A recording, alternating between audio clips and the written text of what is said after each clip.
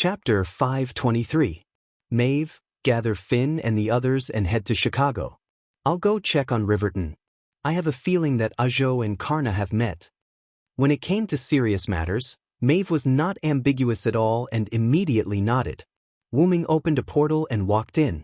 After Maeve saw Wu-ming leave, she reverted from a pretty girl to an incomparably domineering queen. She then gave an order to the Wu-ming guards outside. All troops, head to Chicago. Outside Riverton town, a dark purple teleportation gate appeared. Wu-ming walked out. Although Wu-ming was going to Riverton, Wu-ming chose the place where he and Karna had parted. Wu-ming looked in the direction Karna had left. Lightning and fire kept appearing in the sky there. Wu-ming immediately took out his communication device and contacted Edison. Even if Karna and Ajo met, they wouldn't be able to determine the winner in a short time. Hello, this is Thomas Edison. The Lionhead's deep voice came from Wu-ming's communication device. Listening to Edison's incomparably serious voice, Wu-ming was amused. Could you imagine a giant lionhead seriously talking on the phone?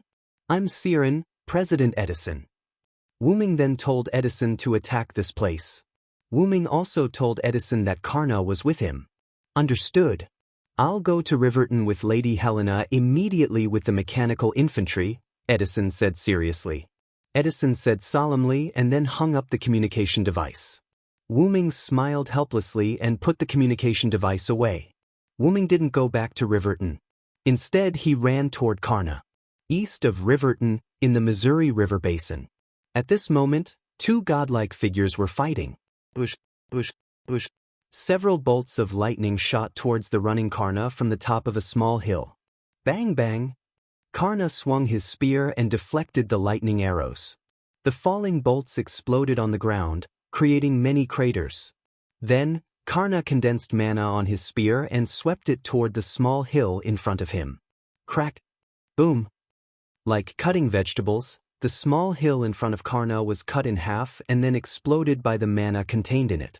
A dark-skinned figure flew up from the small mound, holding a strange bow in his hands. There was no doubt that the arrow that had attacked Karna was shot by him, and it had to be Ajo. Ajo wasn't worried about losing her cover. In the air, Ajo stood upside down and raised her bow. Though Karna shot a few more arrows. 5 lightning bolts attracted each other and shot toward Karna in the shape of a pentagram. This time, Karna didn't use his gun to knock away the arrows. Instead, he jumped at the moment the pentagon-shaped arrows were shot at him. Boom! The bolts landed on the ground, and the ground exploded. The strong wind blew Karna's white hair. Karna stood up and looked at Ajo, who had landed on the ground. While Karna was dodging the pentagram arrow, Ajona took advantage of the opportunity to flip over and adjust his position before landing steadily on the ground. Karna and Ajo stood opposite each other in the distance, giving off the feeling that they were about to negotiate. But unfortunately, neither Arzu nor Karna had the intention to speak. Ajo raised his bow and shot at Karna crazily with mana bolts. Karna, on the other hand, sprinted toward Ajo, swinging the indestructible blade in his hand to deflect the arrows. From the moment they met, they hadn't said a word and had been fighting the entire time. The surroundings were full of holes from their battle. It was like a natural disaster. That was what Wu-ming thought when he arrived. Seeing the two fighting again, Wu-ming sighed. That black guy is Ajo? Wu-ming asked in surprise. Ajo seemed to have heard him and glanced at Wu-ming. However, compared to Wu-ming, Karna seemed to be more attractive to him. Wu-ming smiled awkwardly. After all, he was caught talking bad about Ajo. However, Wu-ming didn't expect Ajo to be a black guy. Wu-ming didn't try to hide his presence. Therefore, not only Ajo, but Karna also noticed Wu-ming when Wu-ming arrived. However, because he was fighting with Ajo, Karna didn't greet Wu-ming. Both of them didn't care about the others around them and only cared about each other. While they were fighting, Wu-ming shook his head and got rid of the thought that Ajo was a black guy. Then, Wu-ming stretched out his hand and a holy light spear appeared. Mythical Yggdrasil.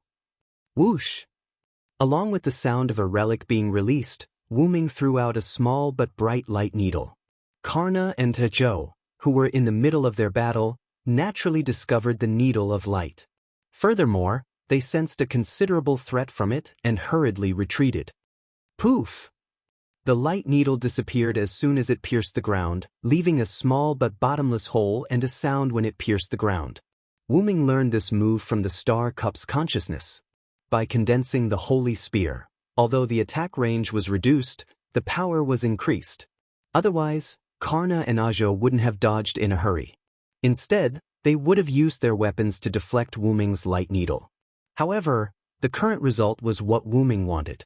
Wu-Ming didn't want the Holy Spear to turn into a powerful light cannon. This time, he only used it to interrupt the battle between Karna and Ajo. Wu-Ming dashed forward and came to Karna's side.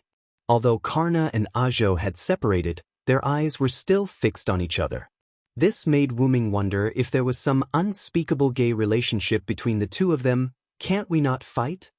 Wu-Ming didn't ask anything else and just asked this question. After all, they were about to start a war with the Greek forces.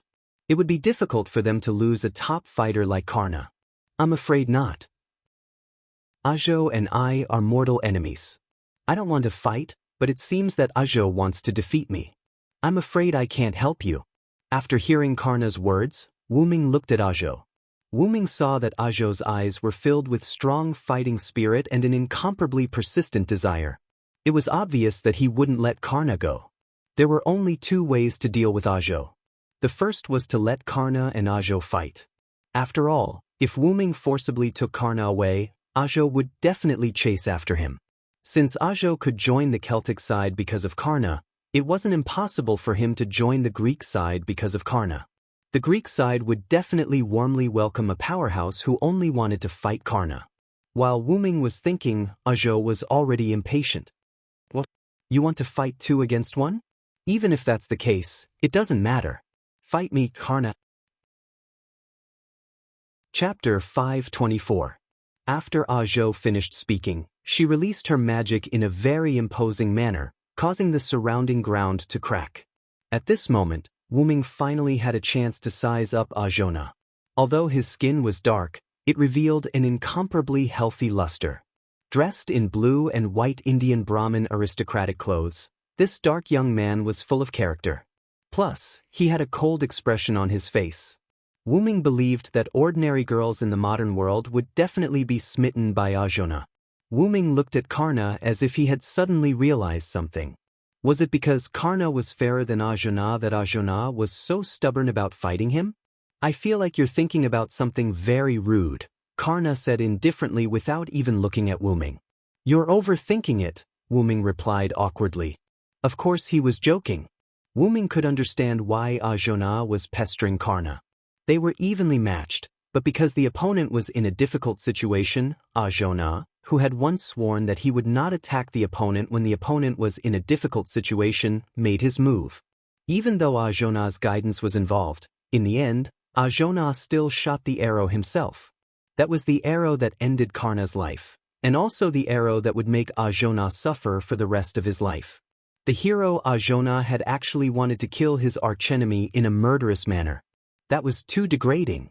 Although justice always belonged to the victor, Ajona still felt uneasy. Therefore, after turning into a heroic spirit, his wish was to fight Karna and defeat him with his own strength. Wu-Ming had also thought it through. Let Karna and Ajona fight. After all, even if Wu-Ming took Karna away, they would still end up fighting in the end. As for killing Ajona with Karna, Wu-Ming had thought about it before, but first of all, it was inhumane, and second of all, this place was neither close nor far from Chicago. It would cause trouble sooner or later. Then, Wu-Ming opened a portal. After exchanging a few words with Karna, Karna nodded. Then, he glanced at Ajo and walked in. Karna, don't even think about escaping. Arzu roared angrily. Don't worry, Achuna. Karna only left the Missouri River Basin. He only went to the northwest of the Cordillera Mountains. After all, there are few people there. You won't be disturbed. Then, Wu-Ming moved the portal and pushed it in front of Ajo. You can find Karna again through this portal. Of course, you can choose not to trust me. The choice is yours. Wu-Ming smiled, indicating that he meant no harm. However, in Ajo's eyes, this smile was extremely evil. He was having a good fight with his opponent, and you sent his opponent running away as soon as you arrived.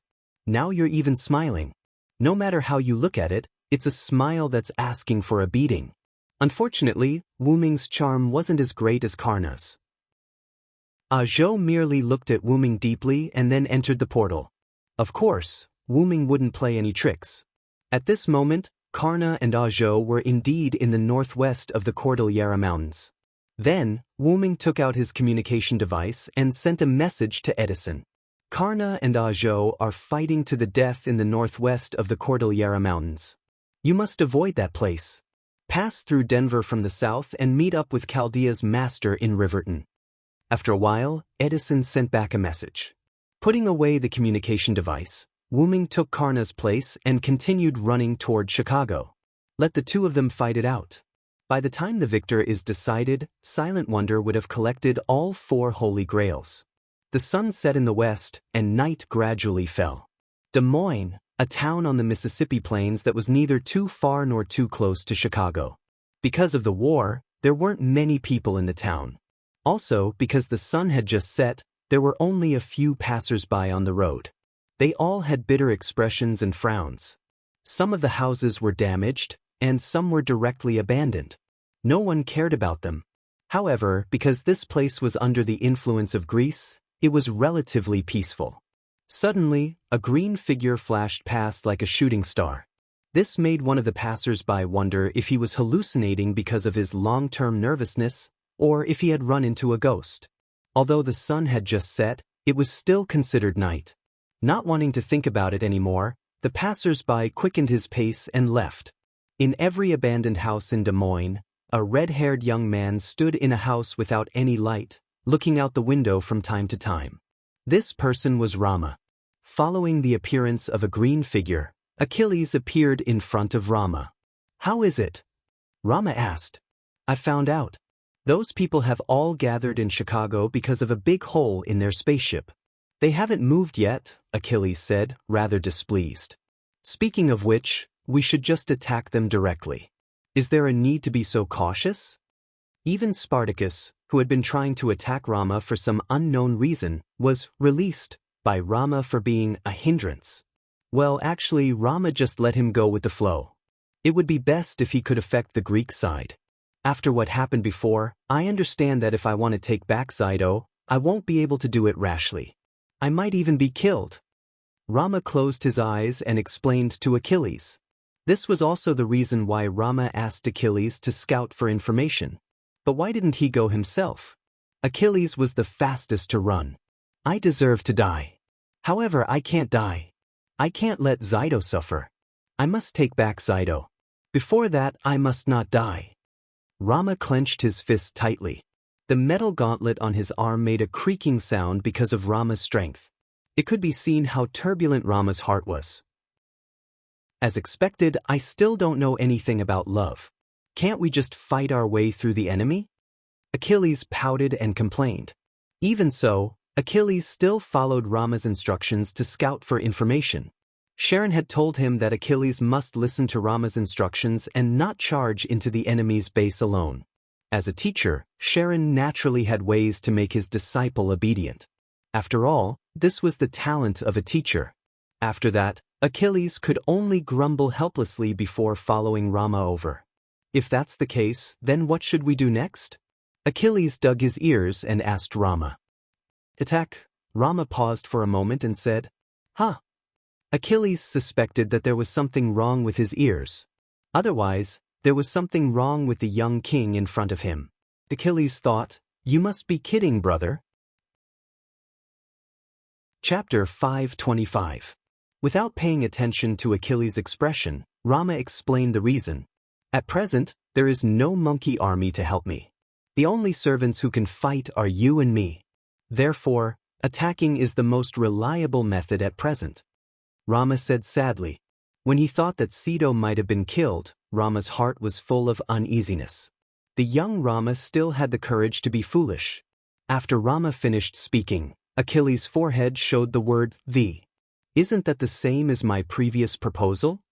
Achilles thought with a broken heart. Suddenly, a voice came. "I think you'd better wait a little bit." "Who is it?" Whether it was Achilles or Rama, they took out their weapons and were vigilant. Don't be nervous. Then, accompanied by an optical camouflage illusion, Wu Ming's figure appeared in a corner of the dim room. Wu Ming said that the technology of the Mecha clan was still useful. It's you? Achilles was quite upset, then he put down his meteor lance. The Celtic Saint King. Rama was surprised, but after seeing that it was Wu Ming, he calmed down.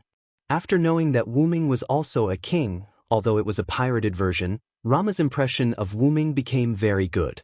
Of course, a good impression was a good impression, and the fact that Wu Ming injured him could be forgiven. However, Rama still remembered the crime of negligently allowing his men to imprison Sido. Although they reconciled, they still had to remember the grudge. This was the young King Rama's decision in the face of Sido's matter. Rama, who was like a child throwing a tantrum, was not noble. As long as it concerned Sido, then Rama would not give in.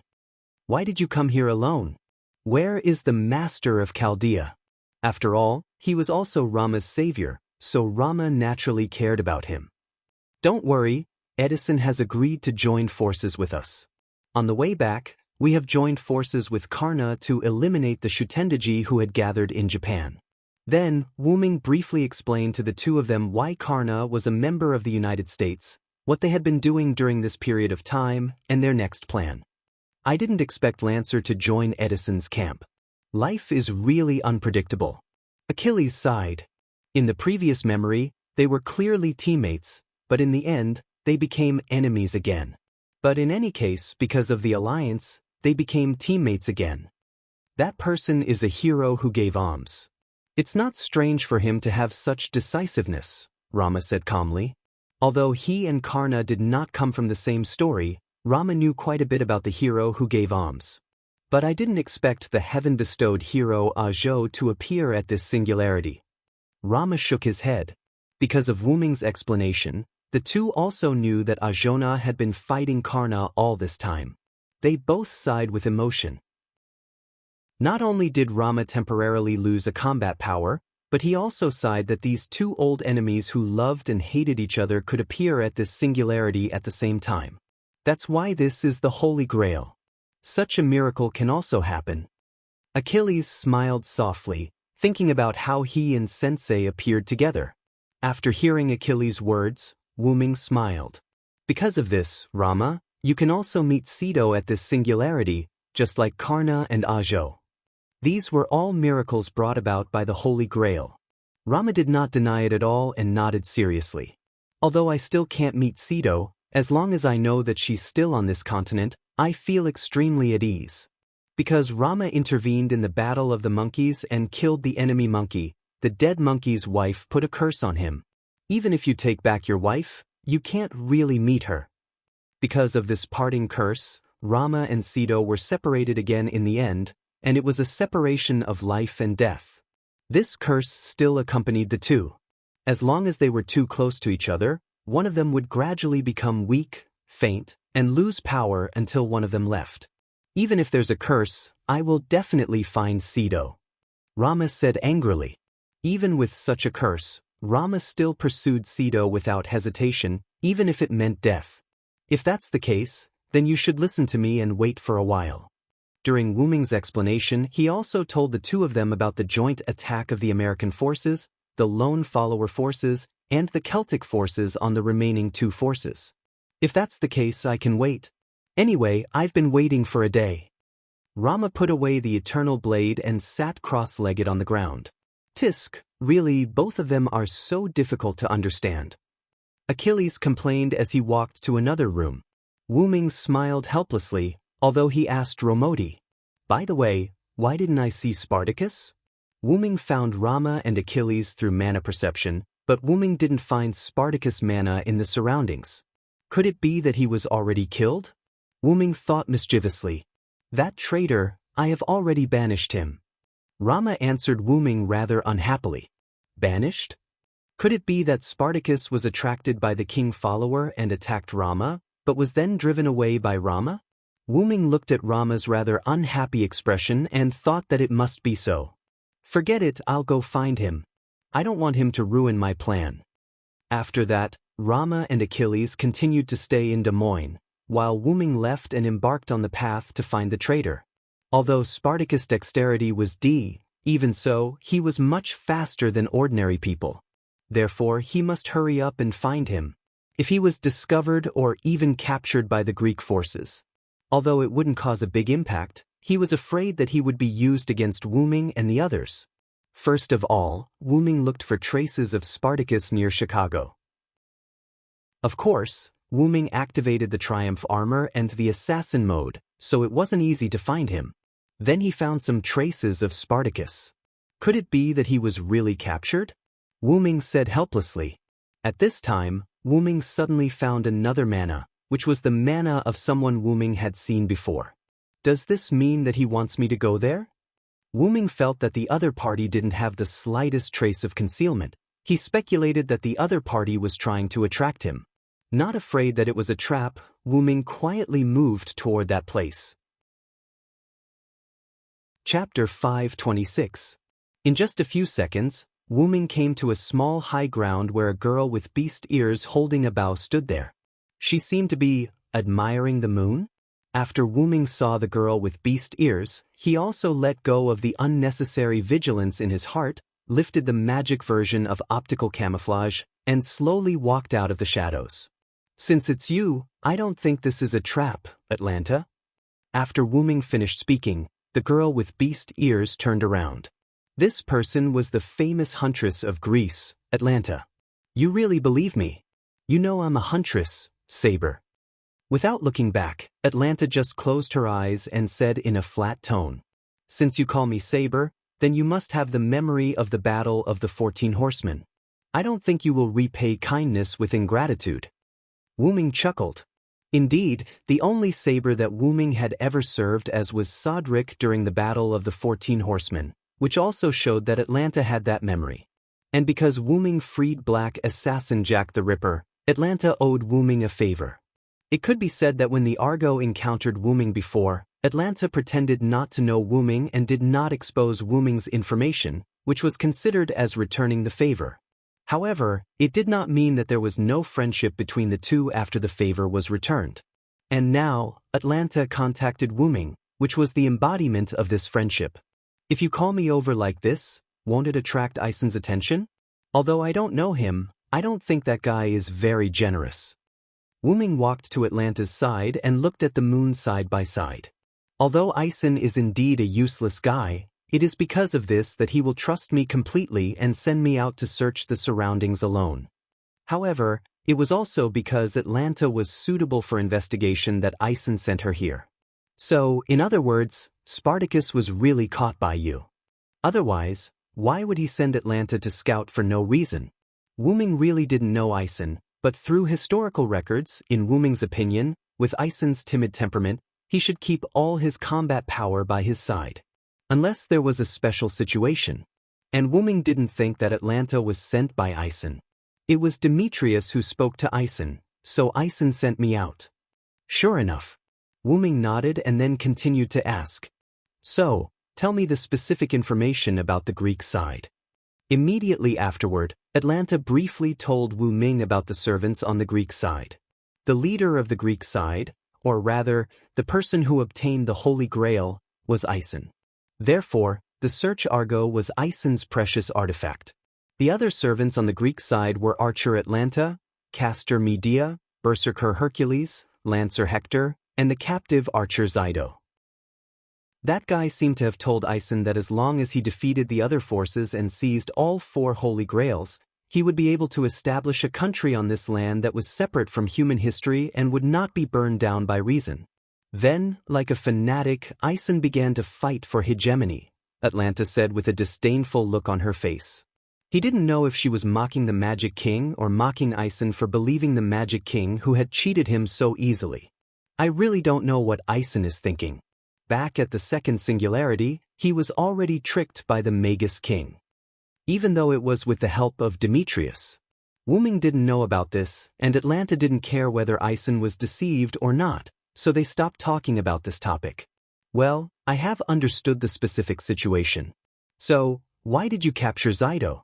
How could you threaten Rama with this? Isn't it a bit ridiculous? Rama might be controlled by others, but it was impossible for him to completely surrender to Ison. Moreover, Xido could take the initiative to die for the people when Rama was old. Perhaps when Ison threatened Rama with this, Xido would choose to commit suicide. In short, it was impossible. That guy did have such an idea. Atlanta said helplessly and disdainfully. Oh, I overestimated Ison. Wu Ming also smiled, but his smile was quite sarcastic. However, you can completely leave Ison's side. Why did you choose to stay? After all, there were not only Greek forces on the mainland. Wu Ming did not think that Atlanta would stubbornly follow Ison's side. Atlanta was not a good person, but in the face of righteousness, she would not choose to follow Ison's side. Indeed, when I was in Oceanos, I left Ison's Argo, but this time is slightly different. Atlanta shook her head. As a person who once participated in the Argo, when I was summoned by Ison using the Holy Grail, I was bound to his Argo. I can't leave this side. To put it simply, there was a master who didn't have a command seal. But this is not the whole reason. The main point is that Ison has a way to summon the demon god pillar. Wu Ming frowned. Shitendaji, who held the Holy Grail, also summoned the demon god pillar. Could it be that servants with the Holy Grail could summon the demon god pillar? Then, could Maeve, who held the original Holy Grail of this singularity, also be able to? Using the Holy Grail, you can use a servant's spiritual base to summon a demon god pillar, but the summoned demon god pillar is more like a possession than a summon. Atlanta continued. Possession? That is to say, the demon god pillar needs to devour a servant to be able to descend? Wu Ming remembered the Judge Haim who appeared when he defeated the demon god Shitendaji. He was afraid that the other party used the Judge Haim's spiritual base to summon the demon god pillar. Wu Ming's guess was right. Shitendaji used the unconscious Judge Haim as a medium to summon the demon god pillar. Because he used the Judge Haim's spiritual base, Shitendaji did not lose consciousness. She used the Holy Grail to split her consciousness in advance, and with the death of the main body as a trigger medium, she used the Judge Haim to summon the demon god pillar, and then fused a trace of consciousness in the Holy Grail with the demon god pillar. This was also the reason why the demon god Shitendaji made the sound of the demon god pillar and Shitendaji. Then Ison captured Cedo. This is also the reason why Ison captured Cedo. If Cedo can't make Roromo submit, then it means that he is useless. Naturally, he can use Cedo to summon the demon god pillar. Atlanta's eyes were evil, as if she was ashamed to be in the same force as Ison. This is the most important reason why I didn't break away from the Greek forces. Chapter 527. Compared to breaking away from Greece, isn't it more suitable for you to lurk as an undercover agent? Wu Ming said for Atlanta. Atlanta nodded and then continued. Because I don't know how to be an undercover agent, I can be regarded as working for Ison wholeheartedly during this time, whether it's capturing Cedo or obeying orders to kill other servants. That was also the reason why Atlanta did not hesitate to place a noble phantasm on Wu Ming. Since the Argo was destroyed by your shot, Ison has been keeping the Argo in Chicago for the past few days and embedded the Holy Grail in it. With Demetrius' help, the Argo has become a grade A+ noble phantasm. It's more than enough to withstand the attack of a grade A noble phantasm. Wu Ming smiled when he heard this. He was afraid that Ison was frightened by Wu Ming's shot, so he installed the Holy Grail directly on the Argo. However, because the Holy Grail was transferred from Chicago to the Argo, the Dragon Teeth soldiers could not be automatically mass-produced. These days, the Dragon Teeth soldiers were made by Demetrius herself. Not only the quality but also the quantity has decreased a lot. In several battles with Rome, we can be said to be at a disadvantage. Wu Ming suddenly realized that the Holy Grail still had a lot of drawbacks. It could not mass-produce soldiers on the Argo. But because of this, Ison let me, Hector, and Hercules go to the battlefield together. We killed Julius Caesar and Cleopatra. At present, there are not many Roman servants left. Hearing this, Wu Ming's eyes lit up. This can be regarded as reducing the burden on us. Immediately afterward, Wu Ming told Atlanta about their plan to unite the three parties. I didn't expect you to be able to do this. Atlanta looked at Wu Ming deeply. becoming the king of the Celts, destroying the Japanese forces, joining the American forces, and attacking Greece and Rome with the lone servant forces led by Master Chaldea. This really shocked Atlanta. If everything goes well, I'm afraid this singularity will be the fastest to solve among these singularities, Atlanta said thoughtfully. Atlanta herself had appeared at the second singularity before, so she naturally knew how quickly Gadotsi had saved the singularity. Based on this, he speculated that the other singularities should be similar. Indeed, counting from the time Li Xiang and the others entered this singularity, I'm afraid it hasn't even been a week. Although Wu Ming did not know how long it took Gadotsi to solve the previous singularities, Roman had told Wu Ming that it had been more than half a year since the anthropogenic fever. In other words, on average, it would take more than a month and a half to deal with a singularity. If all went well, Gadotsi would be able to resolve the singularity in less than a week. That was quite fast. While Wu Ming was thinking, Atlanta paused and spoke. By the way, is it okay to tell me about your chances? Atlanta meant nothing more than, in case I'm a spy and deceived you, or accidentally leak your information. However, Wu Ming chuckled and shook his head. It doesn't matter even if you are exposed. After all, our plan is considered an open conspiracy. Gadotsi and the others' first team went to Rome. They did not expect to eradicate Rome, but it was enough to hold them back. Wu Ming and the others' second team would attack the Greek forces head-on. Before the attack, the Greek side would definitely notice something, so it did not matter if they were exposed or not. What's more, I don't think Atlanta is that kind of person. I believe that Atlanta, who loves children, no matter how her appearance changes, her inner heart is incomparably beautiful. With that said, Wu Ming reached out and touched Atlanta's beast ears.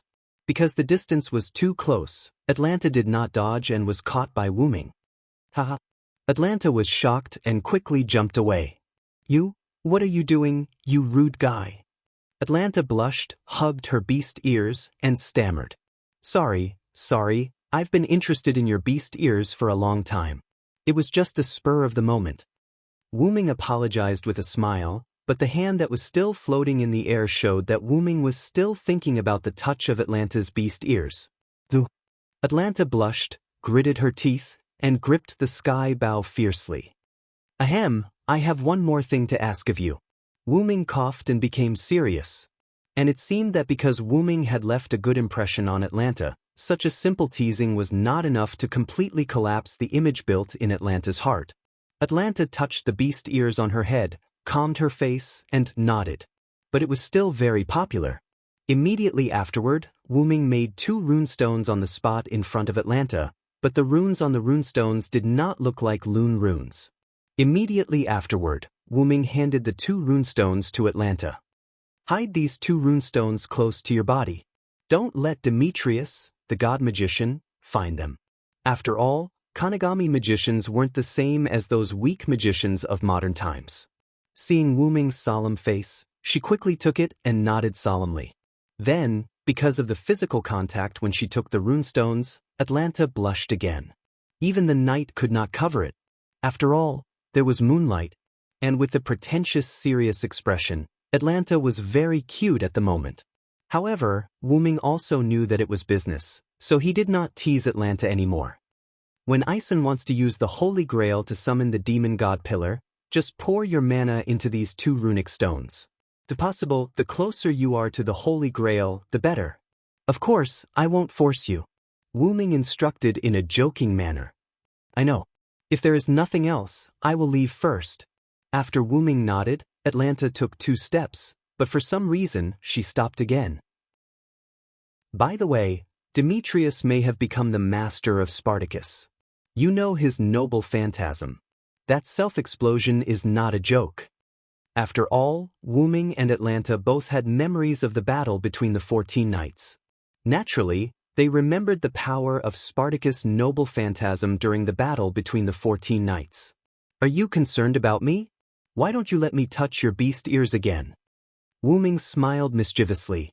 Atlanta's face turned red in an instant, and she quickly left here.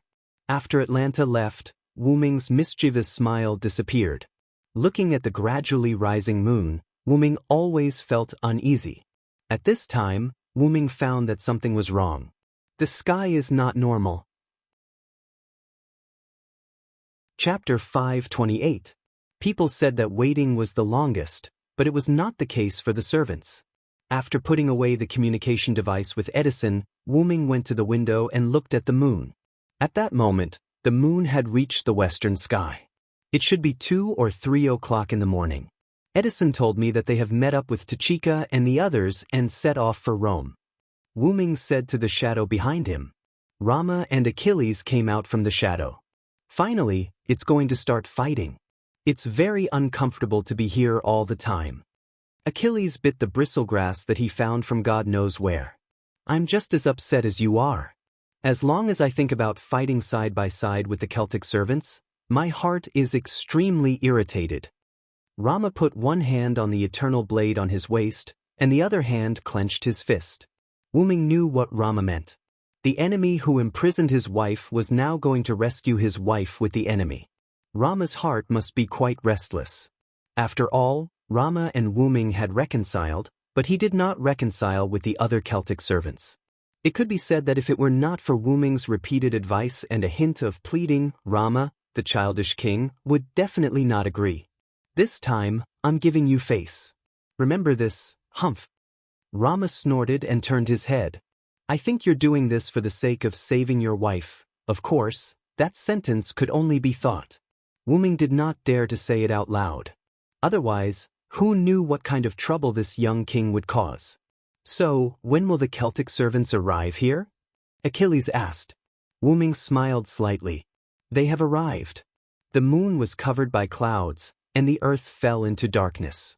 On the eastern plains outside Chicago, a large shadow moved toward Chicago with the help of the darkness. Atlanta stood on the city wall, her eyes focused. Even the moonless night could not cover the sharp eyes of the huntress. Celtic people? Atlanta said softly as if deep in thought. She then jumped, left the city wall, and returned to the city of Chicago. Without a doubt, she had gone to inform Ison. It's time for me to come out. Defending the city is my specialty. After Atlanta left, a middle-aged man carrying a javelin that was much longer than an ordinary javelin walked to the city wall. Gradually, a gust of wind blew, and the dark clouds in the sky that were blocking the moon were blown away. The moonlight illuminated the land. Countless soldiers with the same face advanced towards the city of Chicago in an orderly manner. Even Hector couldn't tell how many soldiers they had. The only two things that stood out from the rest were the 3 servants with weapons in their hands at the front of the army and the luxurious ox cart pulled by 2 divine bulls in the middle of the army. I didn't expect Queen Maeve to personally come to the battlefield. Hector scratched the back of his head, seemingly feeling helpless about the situation. Even though Greece had always been at war with Rome, it did not mean that they had never fought with the Celts. In fact, what Wu-ming didn't know was that whether it was the Celts, Greeks, or Romans, they had killed or injured each other. However, because it was only a battle between a single servant, the information was not circulated. Of course, from a general point of view, some information that was not so secret was still known. For example, the leader of the Celts was Maeve, because she never deliberately hid herself and even publicized it.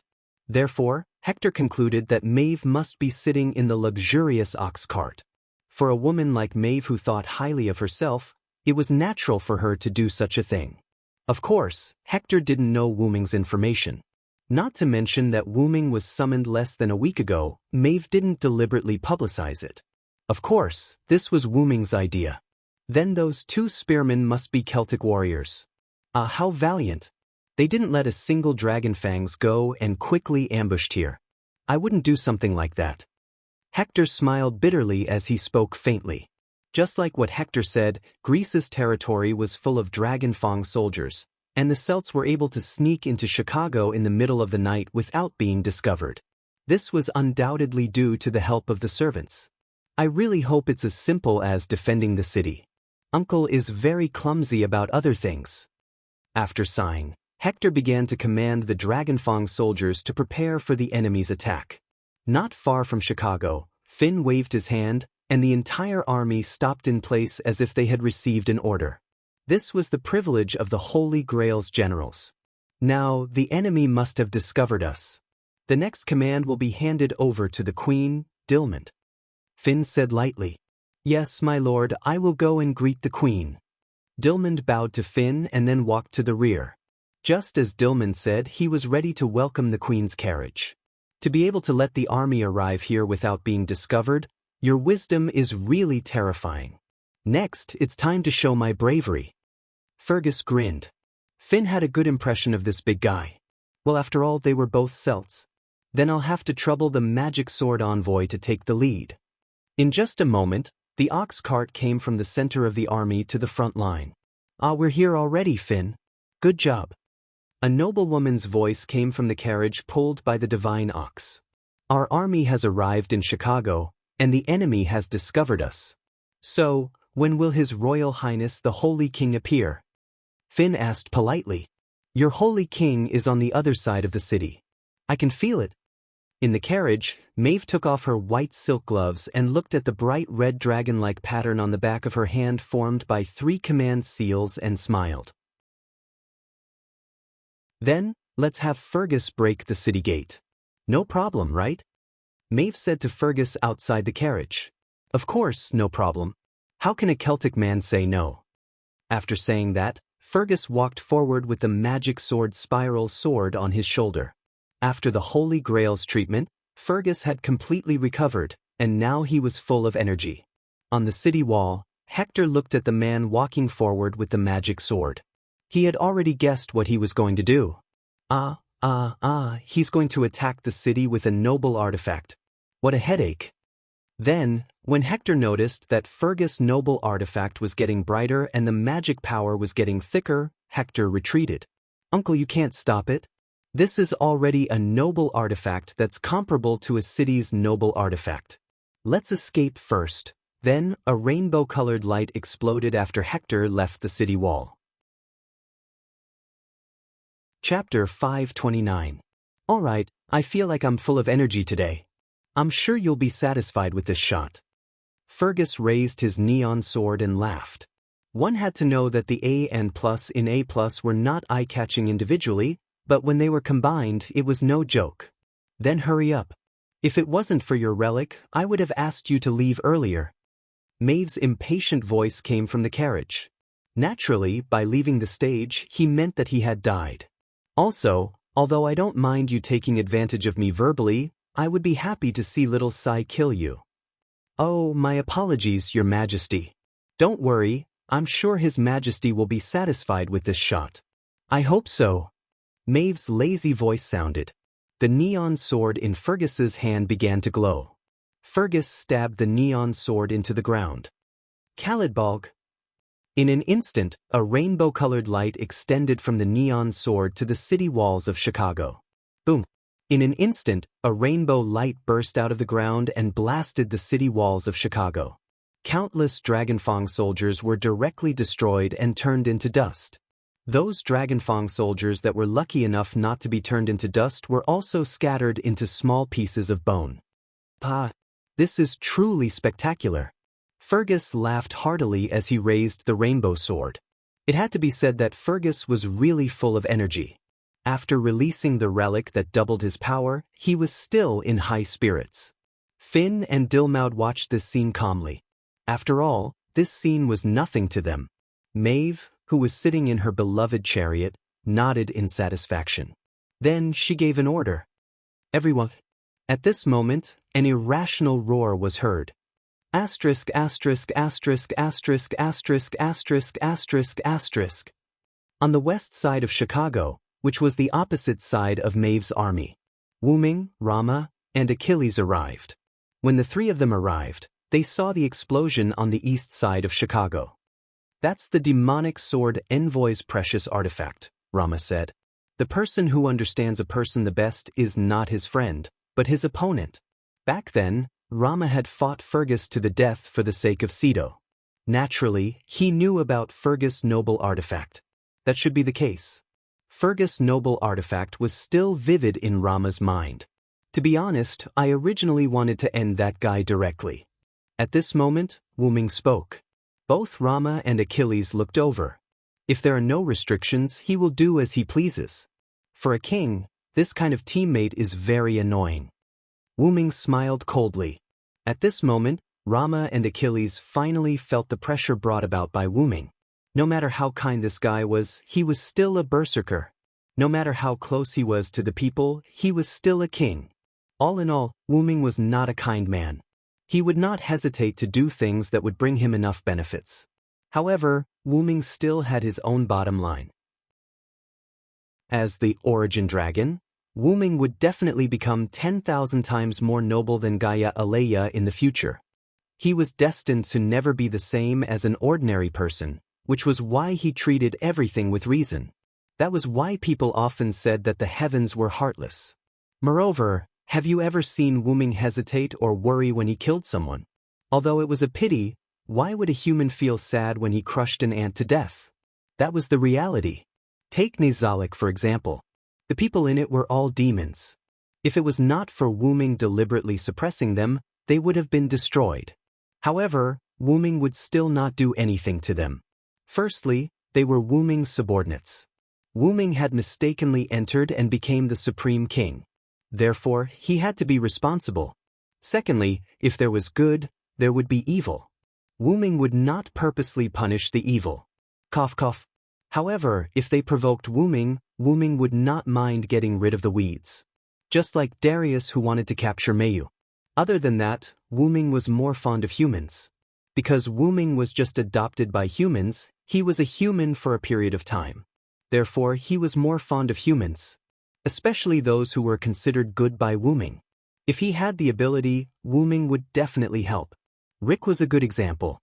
Wu Ming specially went to Rick's world and helped the humans to turn the situation around. If possible, Wu Ming still liked to stay with humans. Because the possibilities and emotions of humans made Wu Ming very happy. And Wu Ming wanted to kill Fergus? Well, regarding this point, Wu Ming only wanted to kill Fergus because he had flirted with Maeve before. But no matter what, he is still my subordinate. It is better to keep him alive. Just like that, the topic ended. Let's go. Maeve has already started. We can't fall behind. Saying that, the three of them walked towards the west wall of Chicago. Wu Ming started to move. On Maeve's side, there was a small problem. Hercules let out a confused roar as he swung his axe and sword at Fergus. Bang! The ground that was hit by Hercules cracked. As for Fergus, he naturally dodged this attack. Hey, why are you attacking me directly? You think too highly of me. Although Fergus was still running his mouth, his expression had become serious. Fergus was also holding the neon sword with both hands. Dilmond, be careful. This big guy is not to be trifled with. Finn held his spear and looked warily at Hercules, who had pulled out his axe and sword from the ground. Yes, my lord. Dilmod also raised his red and yellow spears and stood beside Finn. My brave warriors. Maeve didn't even walk out of the carriage. With just one sentence, countless Wu Ming-faced soldiers rushed towards Hercules. However, even if they were strengthened by the Holy Grail, the small fries were still small fries. For a great hero like Hercules, they were basically useless. Hercules roared at the sky. Even if he didn't have magic to release the skill, the roar mixed with magic alone was enough to shock the nearby soldiers to death. Then, Hercules rushed into the crowd of soldiers and began a massacre. At this moment, Hercules could only be described with 4 words. Unparalleled mowing. Ha! Accompanied by a roar, a drill-like spiral sword attacked Hercules from behind. Clang! Hercules easily blocked Fergus' attack with his axe and sword and slapped Fergus away. With the mind's eye skill, Hercules naturally wouldn't be ambushed successfully. This is a little tricky. Fergus stabilized himself as he flew away and broke out in cold sweat.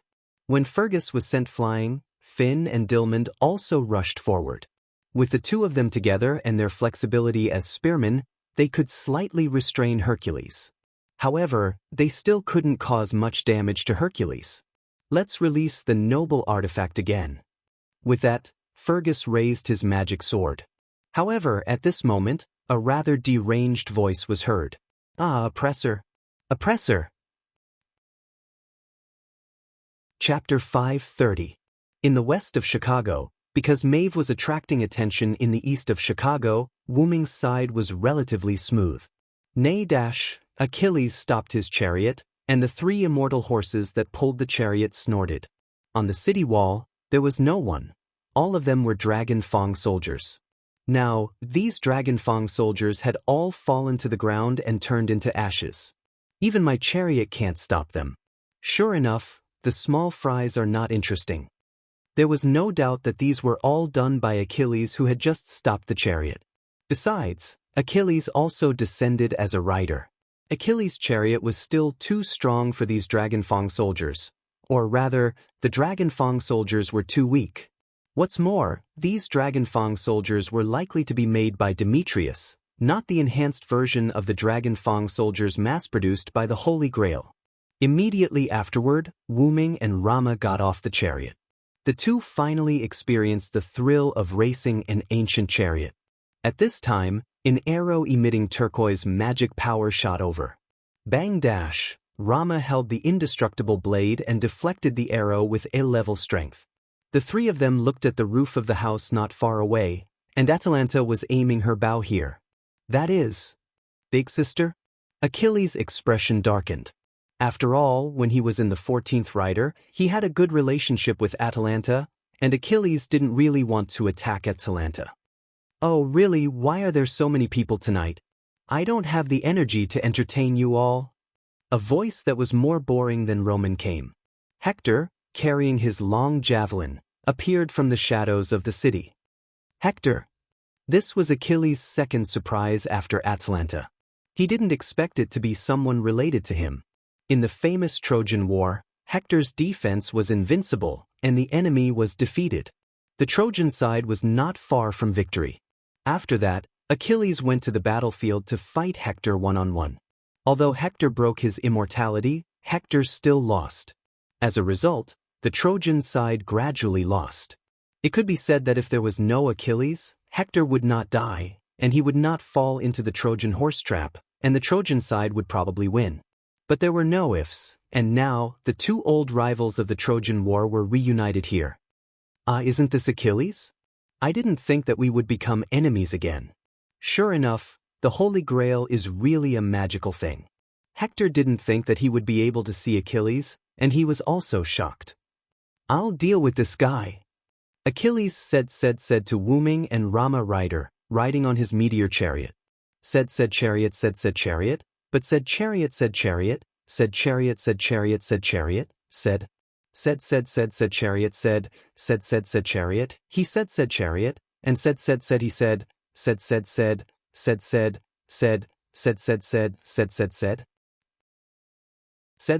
although said, of said.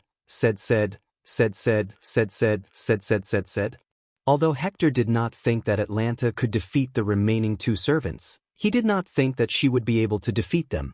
In Hector's opinion, the remaining 2 servants were not weaker than Achilles. However, Archer Atalanta just nodded indifferently and did not say anything. After Hector left, Rama pointed the undying blade at Atalanta. Then, let me deal with this archer, Romo said confidently. Wooming knew that after the mana crystal healed Rama, a huge amount of mana was still stored in Rama's body. Just like how Fergus had an excess of energy after being healed by the Holy Grail, Rama was the same now. Then, under Rama's eager expression, Atalanta put down the bow. Sarand, Ison is preparing to escape. Then, 2 gasps of surprise came from Wooming and Romo. Huh. The southern city of the Missouri River Valley, Alexandria, camp of the Roman forces. Romulus looked at the Roman soldiers who were fighting against the incoming mechanical troops with a serious face and did not say anything. A blonde girl in a white wedding dress walked to Romulus' side. It seems that the masters of Chaldea have joined forces with the native forces of the United States. Very good, in this way, Rome will be protected. Romulus nodded and said excitedly. However, Nero did not understand what his god was talking about. My sons, Caesar, Caligula, have left. Now, all of our servants, Rome, have left. Romulus said to the pure bride, who asked Rome to summon emperors this time. How mysterious would the emperors be? It was expected that they would leave. I will protect Rome until I die, the girl said to the god ancestor in a tone of farewell. My son, if I, Rome, also leave, then destroy the Holy Grail. Romulus said. But, God, isn't that the existence that is suppressing her? If we destroy the Holy Grail, won't she be released? The girl said worriedly. Compared to becoming the demon god pillar, Rome, think that we should choose to release her. As he said that, Romulus put his hand on the girl's head. If Rome is gone, there is no need to stop her. Moreover, she is also on our side, my son Nero. I understand, Lord God. Then, they realized that instead of attacking, the mechanical troops seemed to be trapping them here.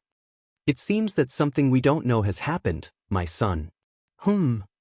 My son, welcome them in. In the west of Chicago, the battle between Achilles and Hector caused a lot of magic to explode. It was as bright as the light in the night. However, Wooming and Romulus did not pay attention to that. In short, that archer is actually on our side. Romulus looked at Atlanta, who left, and asked Wooming rather unhappily. He wanted to fight for a long time. In the end, he finally met an enemy that he thought he could fight, but it turned out to be a spy on his side. In short, it's a good thing to subdue the enemy without fighting. Wooming smiled and patted Romulus on the shoulder, indicating that he was more open-minded. Of course, I understand that, Romulus said unhappily. Then next we need to wait, right? Wooming walked to the edge of the city wall and said jokingly, we can also watch Achilles fight Hector to relieve our boredom. Wooming showed a mischievous smile. Romulus was speechless. Chapter 5:31. Oppressor. Spartacus laughed wildly and used his seemingly ordinary iron sword to madly charge into the crowd of soldiers. At this moment, Maeve had already retreated to the back of the soldiers, or it should be said that the soldiers were constantly moving forward. Maeve, who hadn't moved, fell behind the soldiers. If one paid close attention, they would discover that Spartacus was advancing towards Maeve. If Wooming was here, it wouldn't be strange. After all, Spartacus liked to attack the so-called oppressors that he spoke of the most. In other words, it was normal for him to attack Maeve. I can't let you pass, Berserker. At this moment, a tall man with a spiral sword stood in front of Spartacus. It was Fergus, who had been sent flying by Hercules. Because Finn and Dilmund had gone to restrain Hercules, Fergus was the only one facing this mad dog. What? Why didn't Maeve make a move? If the emperor had to make a move, then what was the use of a general? Are you also an oppressor? Oppressor, give me more oppression. Spartacus laughed loudly, no longer caring about the other soldiers, and charged towards Fergus. Although it was very short, Fergus had been a king before, so it wasn't strange that he could attract Fergus' attention. Clank! The magic sword and the ordinary iron sword collided, producing an ear-piercing sound. It was hard to imagine that Spartacus's ordinary iron sword could not break after colliding with the magic sword. Spartacus was like a mad dog as he punched Fergus without any pattern. Fergus was a Celtic warrior, a member of the Red Branch Knights, and also wielded a magic sword. Naturally, he wouldn't be at a disadvantage in a fight against the leader of the rebels, Spartacus. If one only looked at his appearance, Spartacus was about to be killed by Fergus. However, Fergus discovered that even if Spartacus' body was seriously injured, this berserker was getting more spirited as he fought. No, it should be said that, the more injured he gets, the more spirited he gets. Tiske, I hate this kind of guy with super high durability. Fergus was rather unhappy. Spartacus' body was already injured. His right arm was almost detached from his body, and there was a big hole in his abdomen and heart by the neon sword. There were many half-meter-long wounds on his body, and even half of his head was smashed in. The wounds on Spartacus' head and heart were the wounds. When Fergus saw that Spartacus was getting more spirited, he directly attacked these two places. However, Fergus didn't affect Spartacus. Fergus even noticed that Spartacus's wounds were healing, and Spartacus mutated? Spartacus, whose body had begun to change, gradually blocked Fergus' attacks and began to counterattack. Berserker, can't be killed, Fergus was. Fergus took a few steps back and was ready to use his noble relic to kill Berserker in one go. Oppressor! Come, give me even more pressure. However, Spartacus didn't give Fergus a chance. He was really like a mad dog, entangling with Fergus. In the face of a berserker like Spartacus, who had so many crazy skills, pure magic and physical attacks were basically useless against Spartacus. This was all thanks to Spartacus' noble phantasm and skills. The glory of being abused. B+ when the magician healed Spartacus, the amount of magic consumed was a quarter of the original amount. The more serious the attack, the more spirited Spartacus was until he brought out all his hidden strength. After a certain period of time, the injuries would be gradually healed. Unyielding will, no matter what kind of pain and despair he faced, he would not give in. An extremely strong will could obtain physical and mental endurance. Roar of the defective beast, crying warmonger. A part of the damage received from the enemy can be converted into magic and stored in the body. The efficiency of the conversion of magic will increase as Spartacus' physical strength decreases. The magic accumulated in the body can be used to enhance Spartacus' ability. It could be said that Spartacus was on the same level as Hercules in terms of tenacity. Of course, it was only in terms of tenacity. Currently, there were only two ways to deal with Spartacus. The first way was to wait for Spartacus' noble phantasm to activate and self-destruct. The second method was to use the instant kill ability of the demon eyes of death perception to directly ignore everything and kill Spartacus. Of course, if one had the ability to directly destroy Spartacus' body, it could be said that he was killed instantly. Currently, Spartacus had not accumulated enough magic to self-destruct. However, Fergus had a noble phantasm that was enough to destroy 3 mountains. However, Fergus did not know about this. Moreover, his noble phantasm might not be able to kill Spartacus instantly. Fergus wanted to release his noble phantasm, but at the moment, Fergus was trapped by Spartacus, who was changing rapidly. In terms of attributes, other than Spartacus' durability being higher than Fergus, the rest of Spartacus' ability points were either the same or lower than Fergus. Coincidentally, Spartacus' agility was 2 levels lower than Fergus. Fergus also discovered this in the following battle with Spartacus. Therefore, after a few rounds of fighting with Spartacus, he used his skills to trip Spartacus and get behind him. Then, he took the opportunity to distance himself from Spartacus. Oppressor! Spartacus got up from the ground and shook his head. He then found Fergus, who was not far behind him. Then, Spartacus excitedly raised his iron sword and rushed towards Fergus. Spiral, get ready. Fergus calmly raised his neon sword as he looked at Spartacus, who was running towards him. Fergus shook his head helplessly as he looked at Spartacus, who was 5 meters tall and had accumulated mana due to his injuries. It's my misfortune to be able to meet you. Indeed, as an enemy, Spartacus was an incomparable headache because he couldn't be killed by ordinary means. Well, even as an ally, he was a headache. All in all, Fergus had had enough. He wanted to end this berserker completely. Fergus focused all his mana into the neon sword and even began to overdraw his spiritual base. After all, Fergus' mana was Fergus was afraid that he could not kill this thing. Taste the real neon sword. Just like Ibaraki Duji's noble phantasm, the neon sword emitted its last colorful light. Even Hercules, Finn, and Dillman stopped fighting.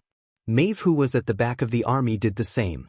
The 4 of them turned their attention to Fergus and Spartacus. Oppressor, oh! The light covered the ground. Chapter 5:32. Boom! The sound of a nuclear explosion came from the east of Chicago, and the storm raged. Wu-Ming and Rama both stabilized their bodies and squinted at the scene filled with sand and dust. After Atlanta left, Wu-Ming and Rama did not really go to watch the classic duel between Achilles and Hector. Instead, they ran along the edge of Chicago toward the Celtic army in the east of the city. In the end, before they could even reach the Celtic army, a violent explosion occurred. The power of the explosion was so great that it even completely destroyed the east wall of Chicago, giving people the feeling that there were no walls in the east of Chicago. Of course, whether it was Denver, Alexandria, or Chicago, there were no such things like ancient walls. All of them were built by various forces during this period of time. Wu Ming and Rama looked at each other, and the two quickly ran forward. Because of the strong hurricane caused by the big explosion, there was basically no sand and dust around, so the scene could be said to be clear to Wu Ming and Rama at a glance. In front of the two of them was a huge crater of nearly 100 square kilometers, but because it was too big, they could only estimate, but it was definitely more than 50 square kilometers. The depth of the crater was needless to say. The distance between the deepest part of the crater and the ground was about 50 meters, and maybe it was even deeper. Wu Ming thought that if such a crater fell on Earth, humans would probably end up like the dinosaurs. The ground on the edge of the crater was unusually smooth, and there were no impurities. It was completely the product of the downward compression of the soil by the explosion. In the center of the crater, there was a lake full of water, and the lake water was still rising. East of Chicago was Lake Michigan. At this moment, such a big explosion directly connected this huge crater to Lake Michigan. There were no traces of soldiers or servants on the scene, and Wu Ming's perception was temporarily disabled.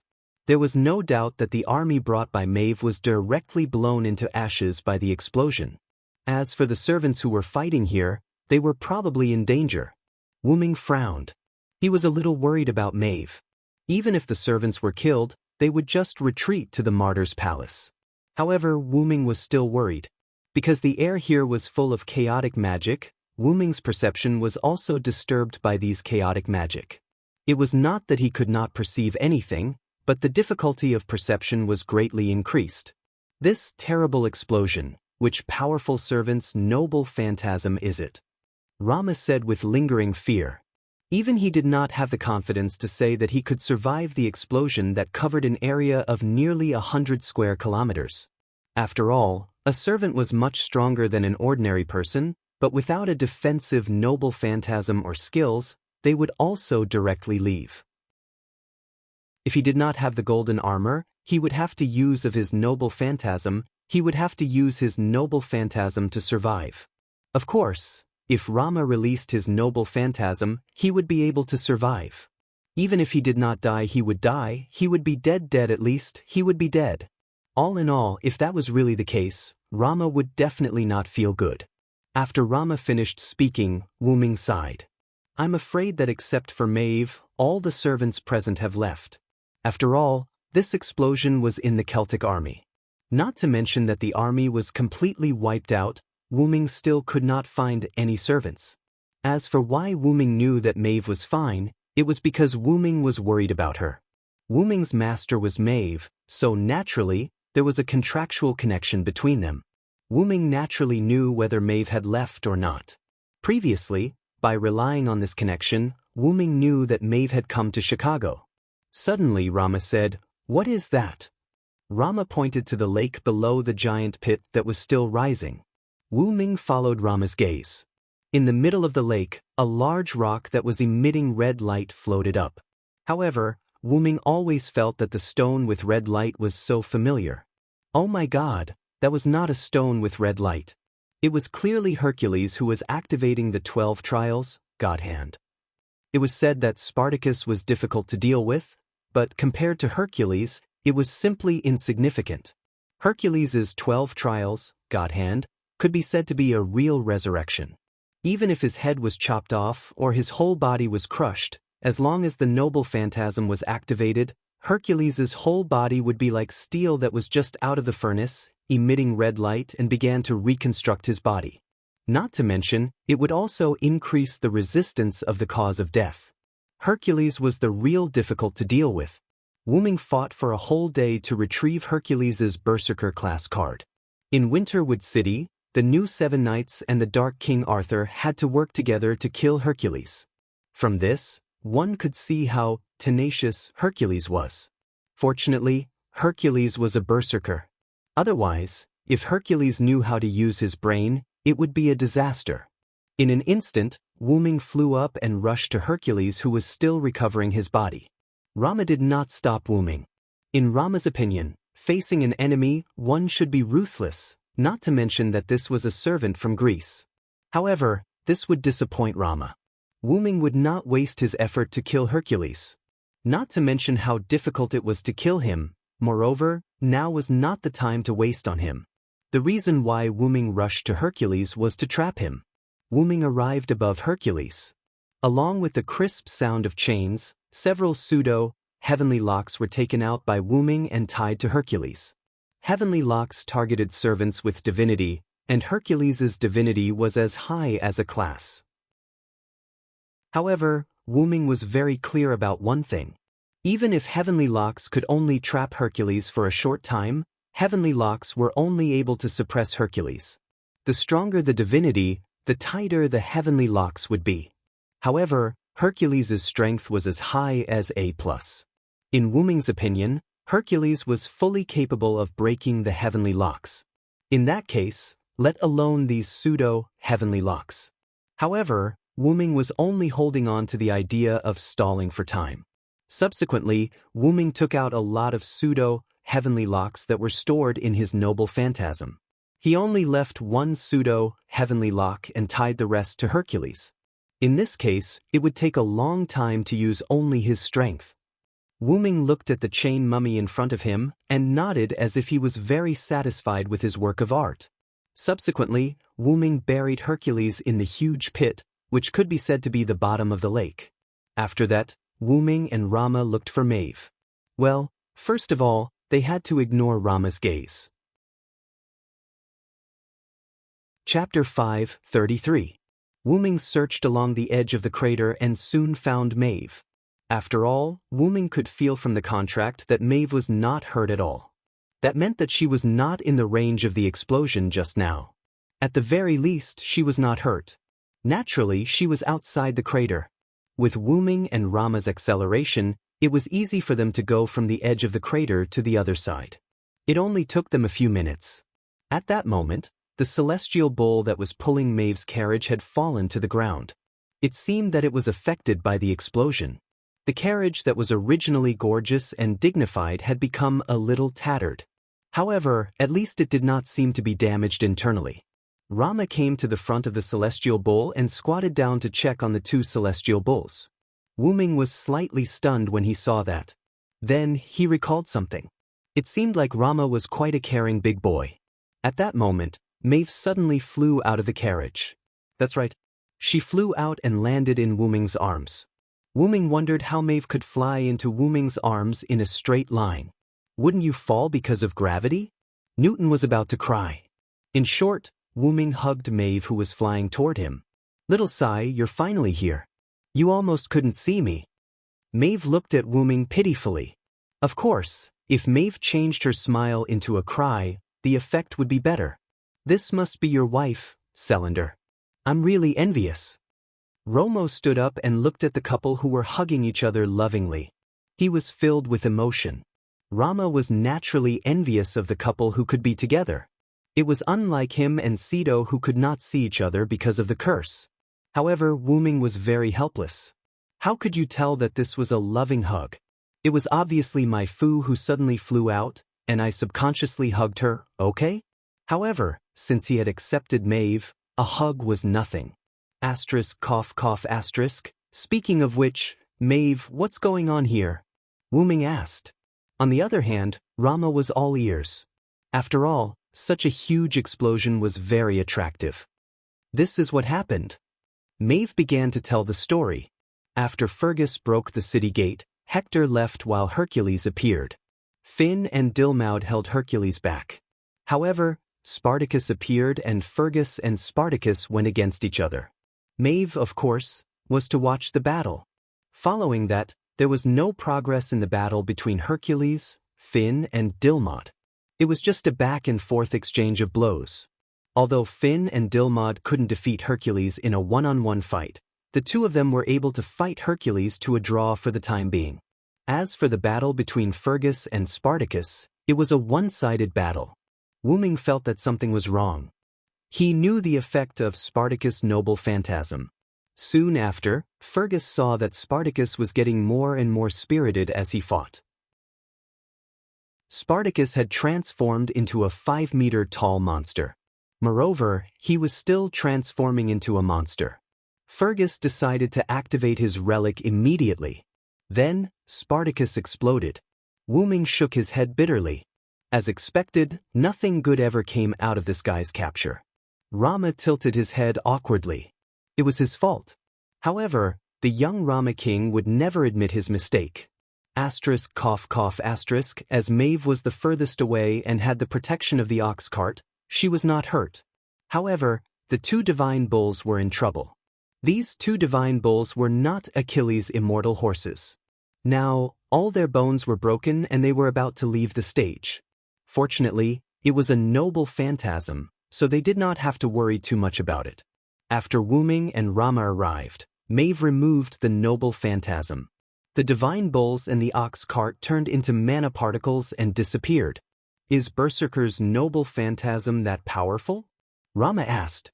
It was normal for a powerful heroic spirit to have a powerful noble phantasm. However, Spartacus was just a rebellious gladiator. To put it bluntly, he was just a rebellious slave. Moreover, he was a slave who did not succeed in his rebellion and was quickly executed. No matter how one looked at it, such a person should not have such a powerful noble phantasm. He might be an exception. However, I've seen his noble phantasm before. Even if it exploded, it wouldn't be this powerful. Wu Ming put Maeve down from his arms, ignoring her dissatisfied expression. Then, Wu Ming looked at the lake behind him that was about to be filled. However, with Master's 3 command incantations and Fergus' noble artifact charging Spartacus, it's not hard to imagine how much damage it could cause. Although almost 100 square kilometers was huge, if Karna and Wu Ming were to fight, thousands of square kilometers of land could be affected. That was also the reason why Wu Ming had asked Karna and Zhou to fight in the northwest part of the Cordillera Mountains. There were fewer people there and it was far away from the battlefield. Otherwise, they would be affected by the battle. Command spells. Noble phantasm charging. Rama and Maeve repeated Wu Ming's words. That's right. Wu Ming nodded his head. Spartacus' noble phantasm, crashing warmonger, is a permanent noble phantasm. It can convert the damage it receives into mana and store it in its body. It can increase its ability value and change its body. Finally, when the mana is full, it will self-destruct and launch a destructive impact. After explaining, Wu Ming paused and thought for a while. I think Demetrius must have used the command incantation to give the command to unleash the greatest power of the noble phantasm 3 times. It strengthened Spartacus' noble phantasm. In addition to Fergus' continuous attacks and the overcharging of Spartacus' noble phantasm, it caused Spartacus to reach the critical point and self-destruct before it could transform into a monster. Rama and Maeve thought for a while and realized that this was the most suitable explanation for the current situation. However, I think Fergus' noble phantasm had a huge impact on the situation here. Maeve smiled. What do you mean? Wu Ming asked. Maeve then told Wu Ming about the neon sword that seemed to have been infused with all its power. Does that mean it's the same as Ibaraki Duji? Wu Ming touched his chin. It seems like they've all left the battlefield. Needless to say, Fergus was the closest to Spartacus and was designated to leave the battlefield. As for Finn, Dilmund, and even Hercules, they had spent a lot of time repairing their bodies. It was likely that the 2 of them had also been forced out of the battlefield during the explosion. Don't we need to care about Hercules? Rama asked. He knew that Wu Ming did not kill Hercules. He only tied Hercules up and buried him. Don't worry about that guy for now. He's no different from leaving the battlefield. Wu Ming waved his hand. After all, it was not easy for Hercules to break free from the pseudo-skylock that was almost the same as the real skylock. Just when Wu Ming was about to check on Achilles, a dark purple ripple suddenly appeared. Chapter 5:34. The portal has been activated? Wu Ming was shocked. That's right, this was Wu Ming's portal. There's no time to explain. Coming quickly, Wu Ming said as he rushed into the portal. That's right, he rushed in. It was obvious how anxious Wu Ming was. Romo seemed to have thought of something and quickly rushed in as well. Maeve looked at the two of them rushing in. She blinked her eyes and walked in gracefully. Then the portal closed. After passing through the portal and arriving on the other side, Maeve found herself in the belly of a ship. Then, a rather strange scene appeared before Maeve's eyes. Wu Ming was holding the Holy Grail in one hand and a spear in the other. He placed the spear on the neck of a yellow-haired guy whose face was pale with fright. Next to the yellow-haired guy was a girl with pinkish-purple hair. She was holding a magic wand with a nervous expression. The beast-eared girl with green hair was aiming an arrow at the girl's head. If the girl with the magic wand made any strange movements, Maeve believed that the beast-eared girl's arrow would definitely pierce through her head. Behind Wu Ming was Romo. However, at this moment, Romo was holding a girl who looked almost exactly like him. Rama's face was filled with nervousness as he kept calling out names like Cedo, Cedo. However, from the looks of it, Romo seemed to be unable to see the girl at all. He was like a blind person who could only rely on touch. However, from the looks of it, there seemed to be a problem with Romo's perception. Although on the surface, Romo could accurately touch Cedo, at this moment, Romo gave off the feeling that he was touching air. As for the girl who seemed to be called Cedo, she was already unconscious. This made my Fu daydream. If that girl was me, would Xiao Sai be as anxious as she is? This was a girl's heart. However, Wu Ming was not paying attention to Maeve at the moment and did not know what she was thinking. Wu Ming was only paying attention to the yellow-haired guy.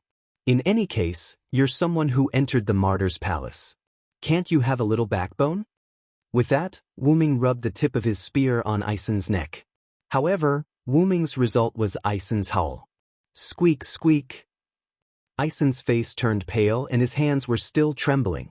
Don't kill me, Aisen said in a trembling voice.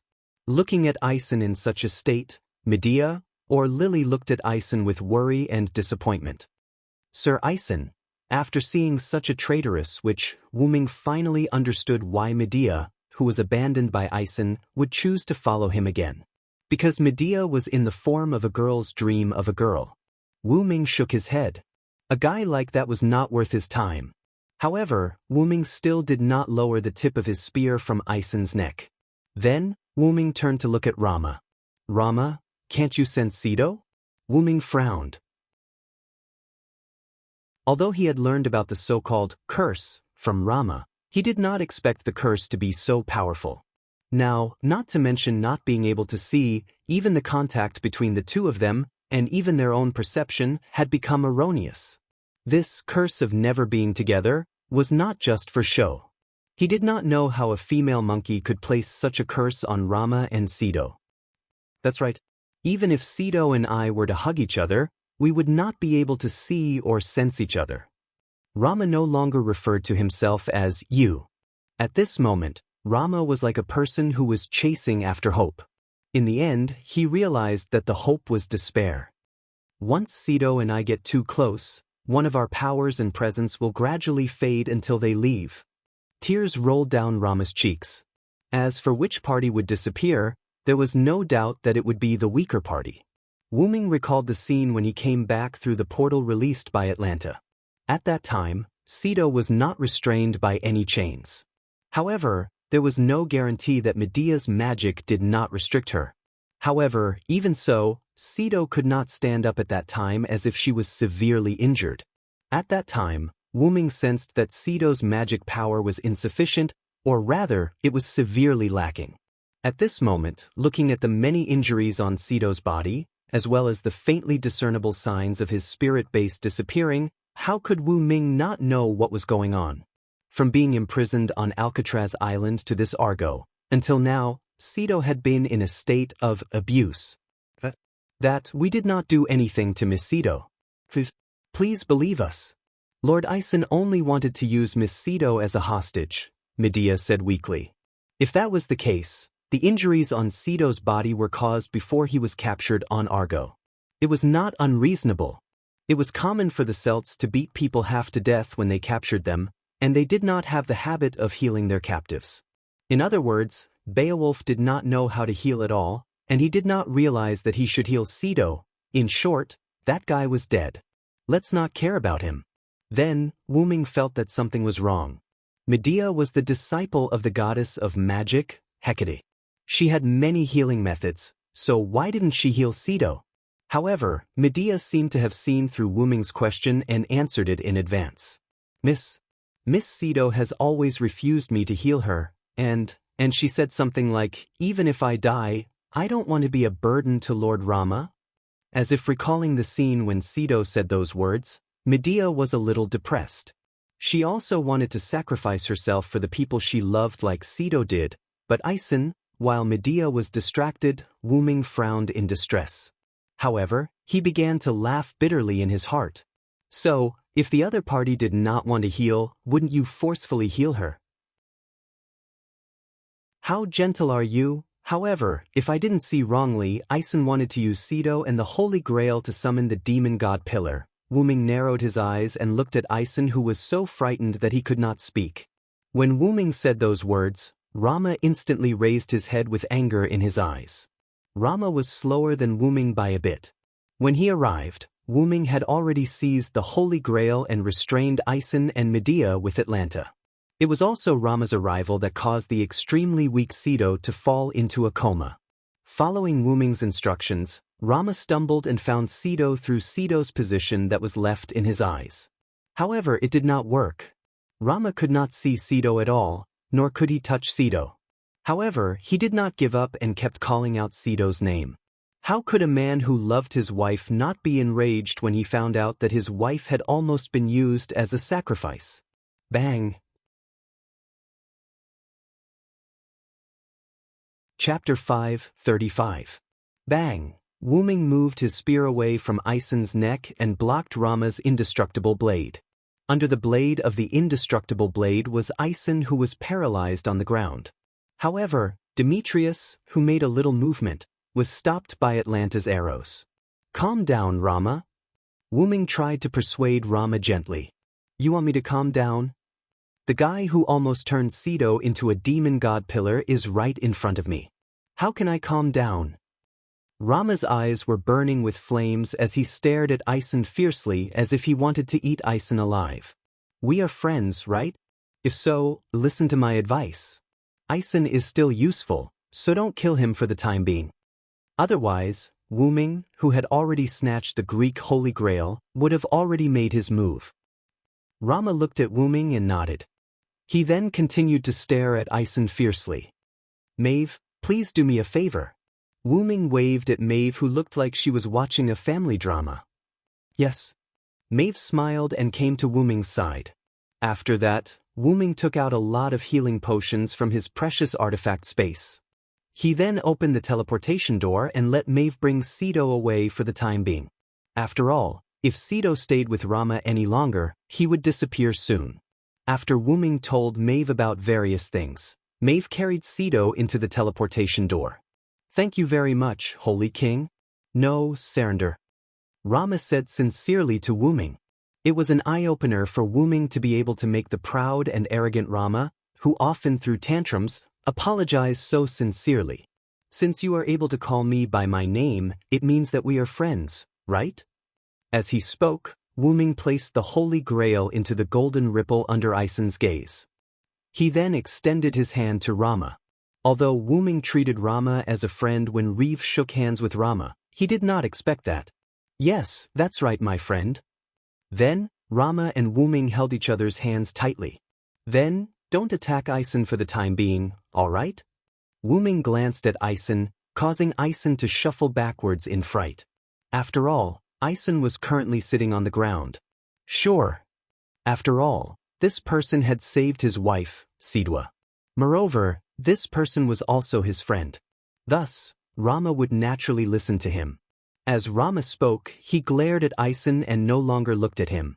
Otherwise, the anger in his heart would not dissipate. Although Rama had promised Wu Ming to spare Aisen's life for the time being, he wasn't the kind of person who would forgive someone who almost sacrificed his wife. It was also because of Wu Ming's face. Otherwise, even if Gadatsi was here, with Rama's childish temper, he would have used the indestructible blade to slash Ison. Yes, the kind that even their own mother wouldn't be able to recognize. So, Ison, now you are our captive. Wu Ming smiled and narrowed his eyes, which made Ison and even Demetrius feel a chill.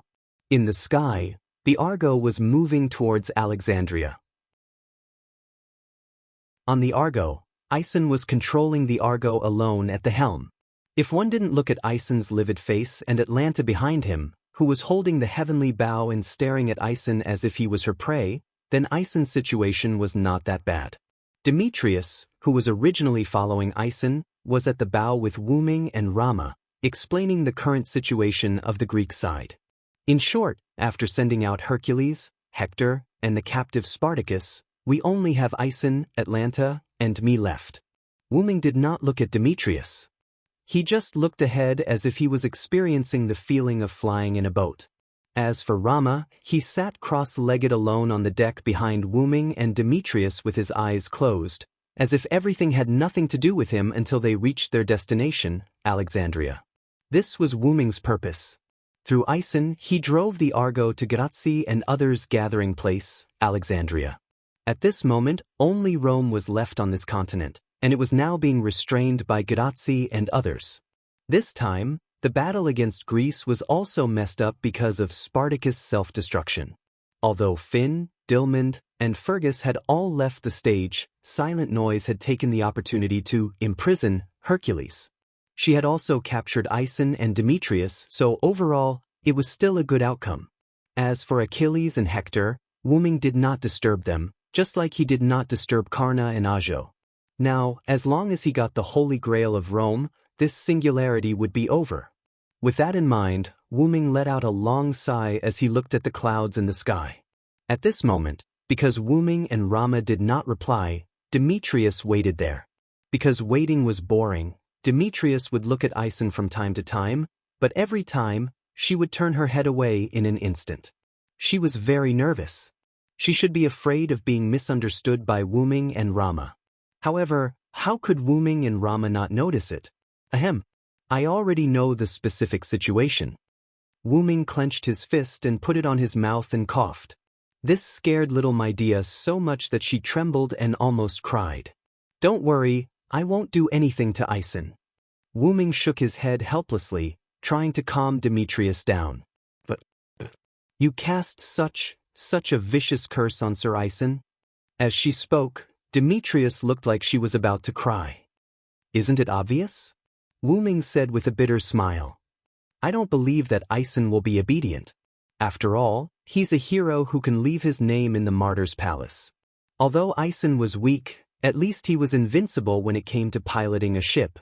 It could be seen from the fact that Wu Ming did not feel the slightest tremor when he stood at the bow of the ship.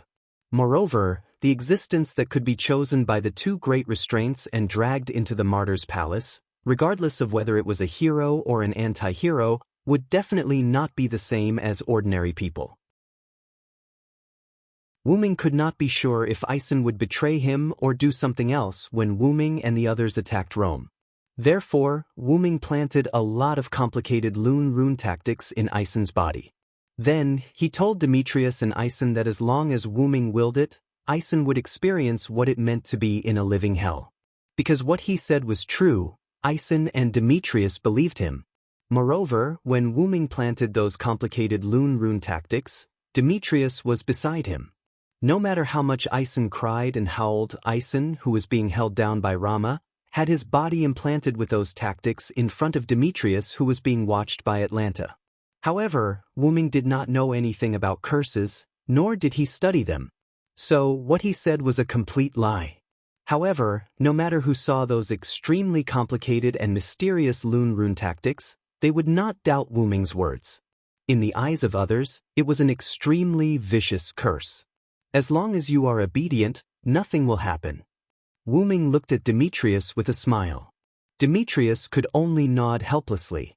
After all, they could not defeat Wu Ming and the others. Chapter 5:36. Since Rama used him as a laborer, Ison's sailing speed was still very fast. Wu Ming estimated that it would only take about 10 minutes to reach Alexandria. That Demetrius, who had been staying beside Wu Ming, spoke hesitantly. What's wrong? Wu Ming looked at Demetrius and asked. Just tell me what you want to know. There's no need to beat around the bush. After that, Demetrius took a deep breath and asked the question. Excuse me, the purplish black hole just now, was it a teleportation magic? Wu Ming was stunned for a moment before he realized what she meant. The purplish black hole that Demetrius was referring to was undoubtedly the teleportation door that Wu Ming came to the Argo. That's a magic trick that I learned from the other world. It's called gate. Gate. Demetrius repeated the word as she pondered. The effect is that based on the place that I've been to or the place that I've seen, I can create a teleportation door anywhere. Wu Ming briefly explained how to use the gate. Anywhere? Demetrius was obviously shocked. Pay attention to the premise. It must be a place that I've been to or the place that I've seen. Wu Ming knocked Demetrius's little head. This scene was extremely similar to a teacher scolding a disobedient student. Oh, but even so, it's still very powerful. Demetrius exclaimed as she hugged her little head and cried. Then, are there any side effects or other disadvantages? Demetrius raised her little hand. At this moment, she was also super interested in magic. There are no side effects at all. Well, if there's a disadvantage, it's that it can't be instantly teleported. Wu Ming looked at Demetrius with a perfect smile. At this moment, Demetrius's little head was filled with question marks. After all, you have to open the teleportation door first and then walk in. If you use this trick in a direct battle, it would definitely be useless. Also, if you use this skill in battle, if you can't close it in time, the enemy can also go through the portal. After all, Demetrius could only teleport by herself. That way, she would not be able to bring the enemy along with her. You're exaggerating.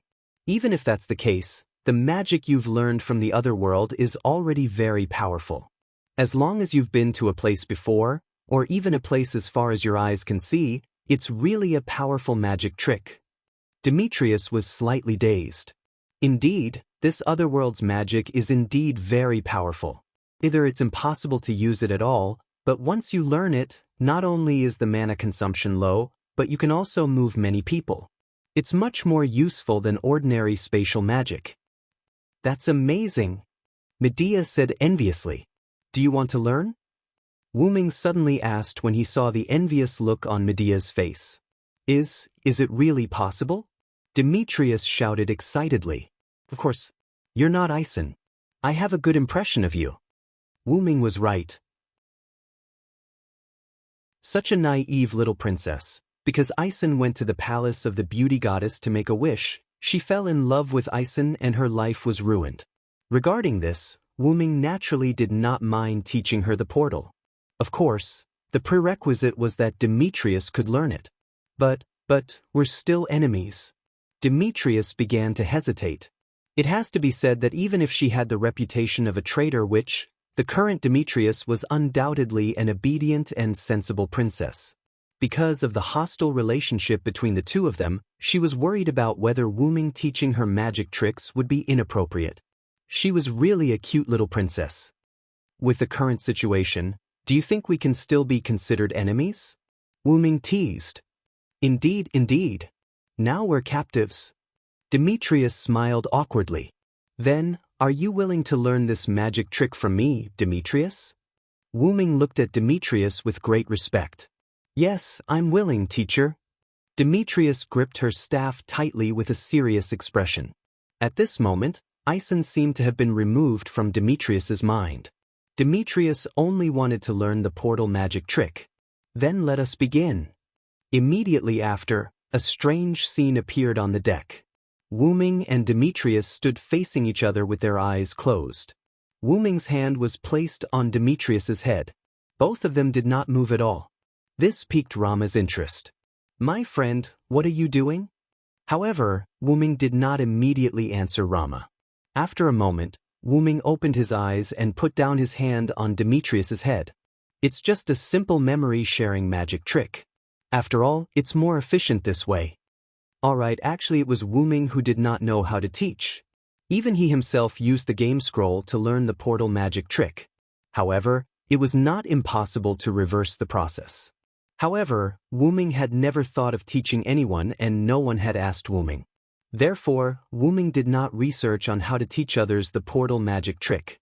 After reading the nameless spellbook for a period of time, Wu Ming did not look at it anymore. It was fine as long as they could use it. Moreover, Wu Ming did not dare to guarantee that people from other worlds could learn the magic trick of the game Yggdrasil. Wu Ming also chose to teach Demetrius this magic trick because she was a little girl who was passionate about magic. Without any ambiguity, Wu Ming and Demetrius' relationship was only that of a teacher and a student. Rama did not say anything else. After all, he did not know much about magic and was not very interested in it. Therefore, he walked to the bow of the ship and looked at the scenery. As for Wu Ming, he looked at Demetrius who still had her eyes closed. At that moment, Wu Ming's heart was filled with anticipation. Could the magic trick of the game Yggdrasil be learned by the miraculous hero spirit of this world? Wu Ming was very curious. After about 10 seconds, Demetrius opened her eyes. Her eyes were as beautiful as gemstones. His eyes were brimming with excitement and joy. The result was obvious. From the looks of it, you should have learned teleportation gate, right, Demetrius? Wu Ming smiled at Demetrius, pleased. Yes, teacher. I have successfully learned this magic trick. Demetrius shouted excitedly like a small animal. Thank you very much, teacher. Demetrius bowed deeply to Wu Ming to express her gratitude. For Demetrius, who was very interested in magic, being able to learn the magic trick of another world was a great favor. Just as Wu Ming wanted to say something, Rama, who was at the bow of the ship, spoke. What?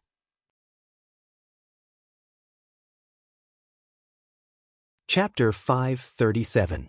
My friend, come and see that? Romo said to Wu Ming while pointing in a certain direction. Wu Ming, who reacted, felt that he didn't need to look because the chilling magic power had been transmitted to him. But even so, Wu Ming continued to shift his gaze in the direction that Romo was pointing at. This place was a few kilometers north of Alexandria City. It could be said that they had not completely arrived at Alexandria City. At the location of Alexandria City, a behemoth appeared at this moment. A huge meat pillar that reached the sky, countless eyes that were constantly twisting, and a huge magic power that belonged to the demon god. Demon god pillar? Wu Ming narrowed his eyes. There was no doubt that it was the demon god pillar summoned by the Holy Grail of Rome. Could it be that Sharon and the others had forced Rome into a corner? Otherwise, why would the other party casually summon the demon god pillar? Or could it be that Rome's forces were already on the verge of collapse? If that was the case, it was not unimaginable that they would be forced to sacrifice the demon god pillar. Wu Ming pondered. But this has confirmed that Rome was indeed defeated by Greece. At this moment, the Argo suddenly stopped. Wu Ming turned to look at Ison, who was at the helm. However, at this moment, Ison was squatting on the ground with his head in his hands. Even when Atlanta pointed her bow at him, he did not get up. With a sudden jump, Wu Ming came to the helm. What's going on?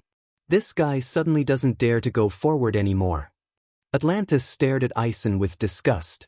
Ison, on the other hand, ignored Atlanta's angry glare, as if he would rather die with his corpse intact. Ison, it seems that you know what that is. Wu Ming looked at Ison with interest. Of course I know. That's the demon god pillar.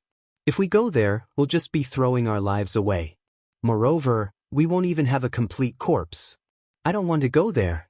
Ison's face was pale, but he still shouted loudly at Wu Ming. Indeed, although Wu Ming basically cut down the demon god pillars like vegetables, that was only because Wu Ming's authority was powerful. Basically, every time Wu Ming got rid of a demon god pillar, he would use his authority. After all, demon gods were still gods. The authority obtained from killing gods was especially effective against demon gods. However, even if the demon god pillar was frequently destroyed by Wu Ming, it was undeniable that the demon god pillar possessed the supreme power of a demon god. It could be said that ordinary servants or even first-class servants could not defeat a demon god pillar, and the same was true for some of the top servants. Of course, unless one had a special relic or skill, only those who had reached Karna's level would be able to fight against the demon god pillars. As for the servants who were currently in Alexandria, even if Sharon was there was nothing they could do. Wu-Ming suddenly thought of someone. If it's that vampire, he might have the power to defeat the demon god pillar. Although Pamilia was a monster and classified as an anti-hero, it was undeniable that the vampire had her own principles and restrictions. If there was a word to describe it, it would be aristocrat. If there was a word to add, it would be mysterious. After all, there was no record of such a vampire from anywhere. However, it was precisely because of this that Wu-Ming felt that the other party had the means to deal with the demon god pillar. One must know that keeping a mysterious might not work in other worlds, but in the X-Moon world, it was a universal pass. In short, Wu-Ming felt that the other party had that kind of ability. However, even if that was the case, Wu-Ming could not choose not to take action. In that case, you stay here alone, we will go there ourselves. Without forcing Ison, Wu-Ming took Atlanta away and went to meet with Romo. Before leaving, Atlanta once again stared at Ison fiercely, which scared Ison again. Without caring about Ison, Wu-Ming found Demetrius. Since Ison is not willing to go, then Demetrius, you will send us there. Wu-Ming said with a smile. Hey. Demetrius was a little panicked. After all, at the moment, her spirit base was still that of an innocent little girl. Such a solemn task could be said to be quite difficult for her. Didn't you learn the magic I taught you? Now is the time to test you, Demetrius. Open the place where your eyes can reach. Wu-Ming pointed to the direction of the demon god pillar. When Wu-Ming said that, Demetrius was stunned. That's right, this is the time to test my results. Immediately afterward, under Wu-Ming's encouraging eyes, Demetrius nodded heavily. Yes, I will work hard, teacher. Immediately afterward, Demetrius closed her eyes and began to activate the teleportation gate magic, or rather, magic. Wu-Ming directly shared his memories and feelings of using the teleportation gate with Demetrius. Since Demetrius had confidently said that she had learned it, then she must have learned it. Wu-Ming did not think that as a famous magician of the gods, Demetrius would deliberately deceive him because she could not learn such magic. As a result, as expected, gate. Demetrius opened her eyes, raised her magic wand and shouted. Immediately afterward, a pinkish-purple ripple as tall as a person appeared in front of Wu-Ming and the other two.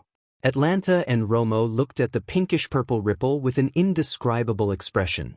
This made Demetrius blush instantly. The pinkish-purple ripple filled the heart of a young girl. Hey! However, Wu-Ming could only helplessly smile bitterly. This was really in line with Demetrius's character. Well done, Demetrius. You are indeed my disciple. After all, the necessary praise could not be lacking. Yes, thank you for your praise, teacher. After hearing her teacher's praise, Demetrius's face changed from red to normal. Although the color was a little strange, it was obvious that Demetrius had successfully released the teleportation gate. After nodding to Atlanta and Romo, the two walked into the teleportation gate. Then, Wu-Ming looked at Demetrius. If possible, I really don't want my excellent disciple to fall into the hands of that guy. That guy was undoubtedly referring to Ison. But teacher, I am deeply in love with Lord Ison now. Demetrius did not care about Wu-Ming's words. Instead, she showed a faint smile. Forget it, as long as you are happy, my disciple. Wu-Ming shook his head with a smile and walked into the teleportation gate. I wish you good luck, teacher. Demetrius prayed silently. Chapter 5:38. In the city of Alexandria, which had become a battlefield, there were ruins everywhere. And under the ruins, there were many residents who lived in the city. Compared to Greece, Celtic, and even Japan, Rome could be described as a force that was incomparably generous to civilians. After all, it was Rome, so it was not surprising. In this way, many residents would choose to live in the safest capital. Those people who were crushed under the ruins were such existences. However, the demon god pillar did not care about the life and death of those people. In other words, these residents would be attacked indiscriminately like the servants. Of course, the premise was that the servants didn't do anything. Matthew effortlessly lifted a stone slab that was pressing on a woman. Gadotsi quickly went up and helped the woman up. "Are you okay? I will take you to a safe place." Gadotsi said eagerly. "Child, my child," the woman said weakly, looking at the collapsed house. Gadotsi and Matthew could not bear to look at the woman. The possibility of a baby being crushed under such a collapsed house was almost zero. However, as if there was a temporary traffic jam in the underworld, the baby did not lose his life. Wah wah, as if he heard the voice of his mother, a baby's cry came. "My child." The woman wanted to rush to the ruins to save her child. However, she was seriously injured, and after leaving Garatsi's support, she directly collapsed to the ground. "Are you okay? Don't worry, we will save your child." Gadatsi quickly supported the woman who collapsed to the ground. Then Gadatsi nodded to Matthew. Matthew was stunned, nodded, and was ready to save the child. Human life is so strong and beautiful. Matthew smiled and thought. Then a tentacle suddenly stretched out, or rather, smashed down. The target seemed to be Gadatsi. Matthew naturally quickly came to Gadatsi's side and blocked the attack with his shield. After Matthew came to Gadatsi's side, Gadatsi's wrist suddenly made a sound. "Matthew, its target is the child." As if confirming the voice's words, the tentacle dramatically and strangely changed its direction, and its target was the ruins where the baby's cry came from. "No!" The child's mother screamed at the top of her lungs, trying to stop the tentacles. However, it all happened so fast that Gadatsi, the woman, and even Matthew were powerless to stop it. Matthew did not expect the tentacles to be so strange. Using Gadatsi as bait, he forced Matthew to change the formation. As a result, his target became the baby under the ruins. Just like that, the tentacle fell towards the baby. Just as the tentacle was about to fall, a voice sounded in Mashu's and Gouda Z's ears. "Brahmastra, indestructible Rakshasa." In an instant, the indestructible blade spun with thunder and hit the tentacle. The tentacle was sent flying with an indescribable sound that sounded like a scream. The powerful and perfectly controlled power did not hurt the ruins below when it sent the tentacle flying. Taking advantage of this moment, Matthew went directly to the place where the baby was crying. He used his magic to gently clean up the ruins, revealing the cute child who was miraculously alive in the corner. Although the baby was still crying, it was indeed a symbol of life in everyone's eyes. "Great!" Matthew quickly picked up the baby, came to the woman, and handed the baby to the woman, the baby's mother. "Thank you, my child, my child." After hurriedly thanking Gadatsi and Matthew, the woman held her child and kept talking. The indestructible blade flew back after sending the tentacle monkey flying. Matthew looked at the person in surprise. "It's really Mr. Rama." It was Rama's noble phantasm that sent the tentacle flying. But Gadatsi was concerned about another thing. In other words, assassin is also here. Gadatsi looked around, but she did not find any trace of Wuming. At this time, looking at Gadatsi who was searching around, Rama spoke. "Don't look for him, my friend is not here." Then, Gadatsi's little face looked like she was crying. How could this be? On the other side, Sharon and the other so-called main battle servants were in charge of attacking. Wah dash! Why? Elizabeth jumped and dodged a huge tentacle attack. "How rude, how could you treat a lady like this?" Elizabeth patted the dust on her dress with lingering fear and said with dissatisfaction, "Miss, what time is it now? Do you still care about those things?" Robin Hood complained, rolled, and fired a few useless shots at the huge demon god pillar not far away. "Take care of yourself, green rat." "Why?" Elizabeth shouted at Robin Hood angrily. Robin Hood could only helplessly take a few steps back, a look of discomfort on his face. Then, the blue and white flame flew past Elizabeth's hair. "Wah dash!" Elizabeth screamed in fear. "Do you want to kill me?" Elizabeth touched her hair and looked at Kyoheim with tears in her eyes. "Sure enough, your lizard is useless." Kyoheim did not answer Elizabeth directly, but released the flame at the demon god pillar while mocking Elizabeth. Of course, Kyoheim's attack was not very effective. Do you want to fight, fire-breathing snake? Elizabeth stared at Kyoheim fiercely. Come on, I'm not afraid of you. And Kyoheim also stared back at Elizabeth. Sigh. Robin Hood sighed helplessly. This is a battlefield, young missus. The enemy is a demon god pillar.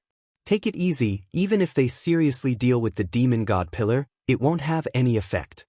Billy Boy, who suddenly appeared, pressed his hat, and his face was full of helplessness. After hearing Billy Boy's words, Robin Hood also showed a helpless smile. As a servant, their spiritual base was too low, and they couldn't cause damage to the demon god pillar. They couldn't even attract or restrain it. Only a few tentacles attacked them, and they were the waterproof kind. Because the other tentacles were attacking Sharon. Geronimo, who was following behind Billy Boy, frowned helplessly and looked to the north. I hope the second team can complete the mission smoothly. Then they could support them. Then, Geronimo saw the lightning that represented the indestructible blade and smiled. They're coming.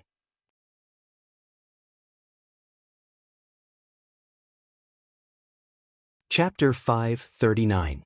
On the so-called head-on battlefield. Ka Rong transformed into a centaur, attacking the demon god pillars with his bow in the midst of the mechanical infantry. Sharon was able to hit the demon god pillar's eyes with his skills. Why was it only at the beginning? It was because the demon god pillar was no fool and knew how to defend. Karen retreated slightly, and countless mechanical infantry rushed towards the demon god pillar. However, the demon god pillar only needed to use a few dozen tentacles to directly blow up the mechanical infantry that were attacking it.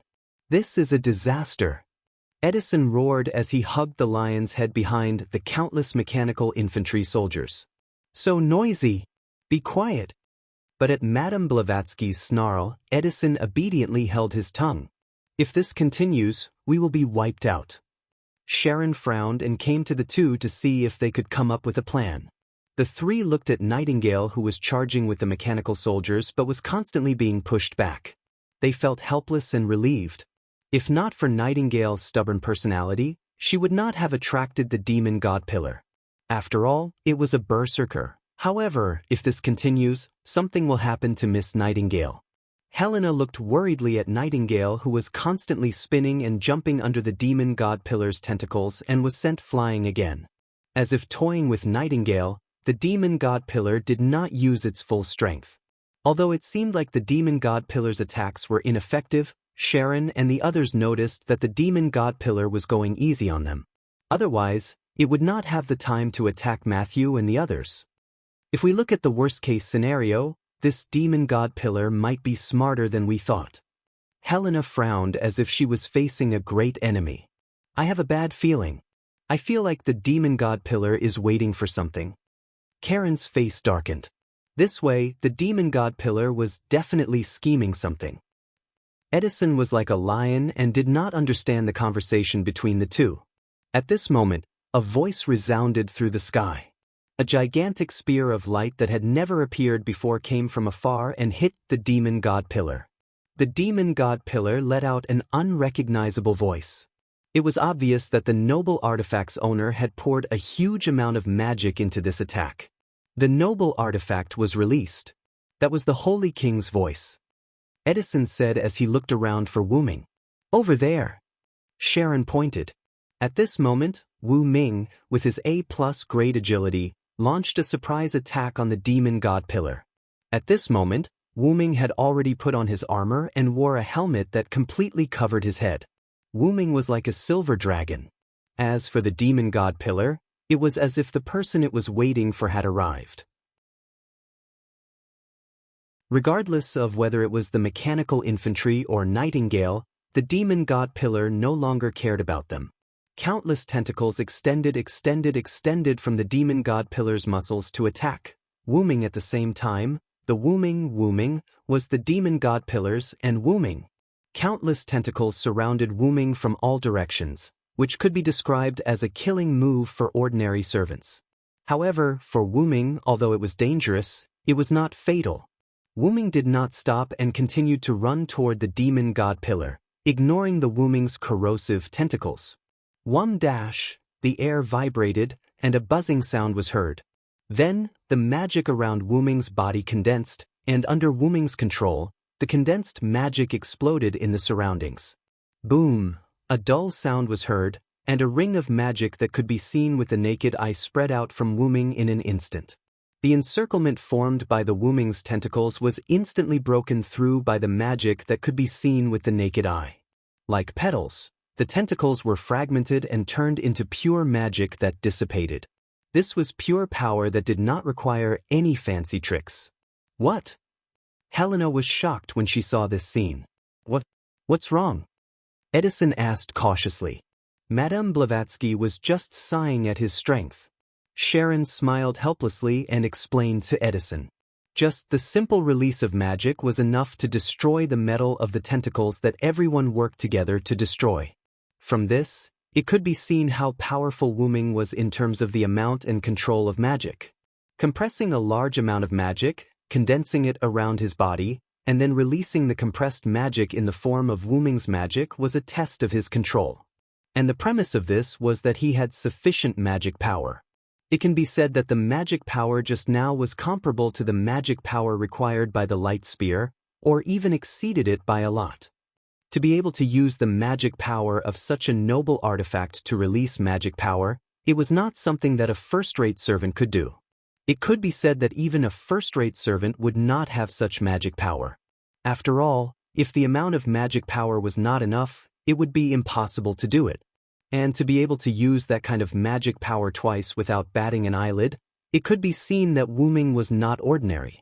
The most important thing was that Wu Ming only used magic power to destroy the tentacles, which was enough to prove that Wu Ming was powerful.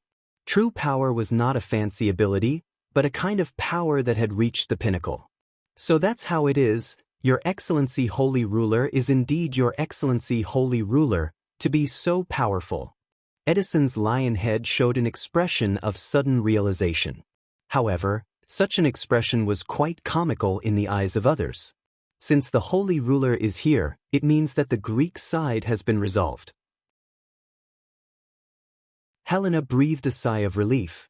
Sharon seemed to agree with Helena's opinion and nodded. However, I feel a little uneasy about the demon god pillar here. Sharon looked at the demon god pillar. As a sage who had taught many heroes, Sharon had a feeling. That demon god pillar was not an ordinary one, but one with a strong will. It could be seen from the previous performance, so Sharon was very worried that the other side was up to something. However, even if there was a conspiracy, such a battle was not something they could investigate. In short, we should take this opportunity to save a few more injured residents. We can't let down Tachika's sincerity. The three nodded and slipped away from the battlefield. At the same time, they also took away Nightingale, who still wanted to charge at the demon god pillar. Edison brought the few remaining mechanical infantry and began to search for survivors. On Wu Ming's side, Wu Ming looked at the demon god pillar and vaguely felt a sense of familiarity. But even so, Wu Ming's actions did not stop. Wu Ming waved his hand and the holy spear of light appeared out of nowhere and landed in Wu Ming's hand. Then, Wu Ming raised the spear of light to his shoulder and threw it at the demon god pillar like a javelin. The spear of light gradually thinned and turned into a needle of light. However, the demon god pillar only summoned a few more tentacles, blocking the needle of light. Wu Ming was not surprised. After all, Wu Ming had only injected a small amount of magic power, so it was not surprising that the demon god pillar could block it. At this moment, the demon god pillar suddenly spoke. "Dragon of Origin, you're finally here."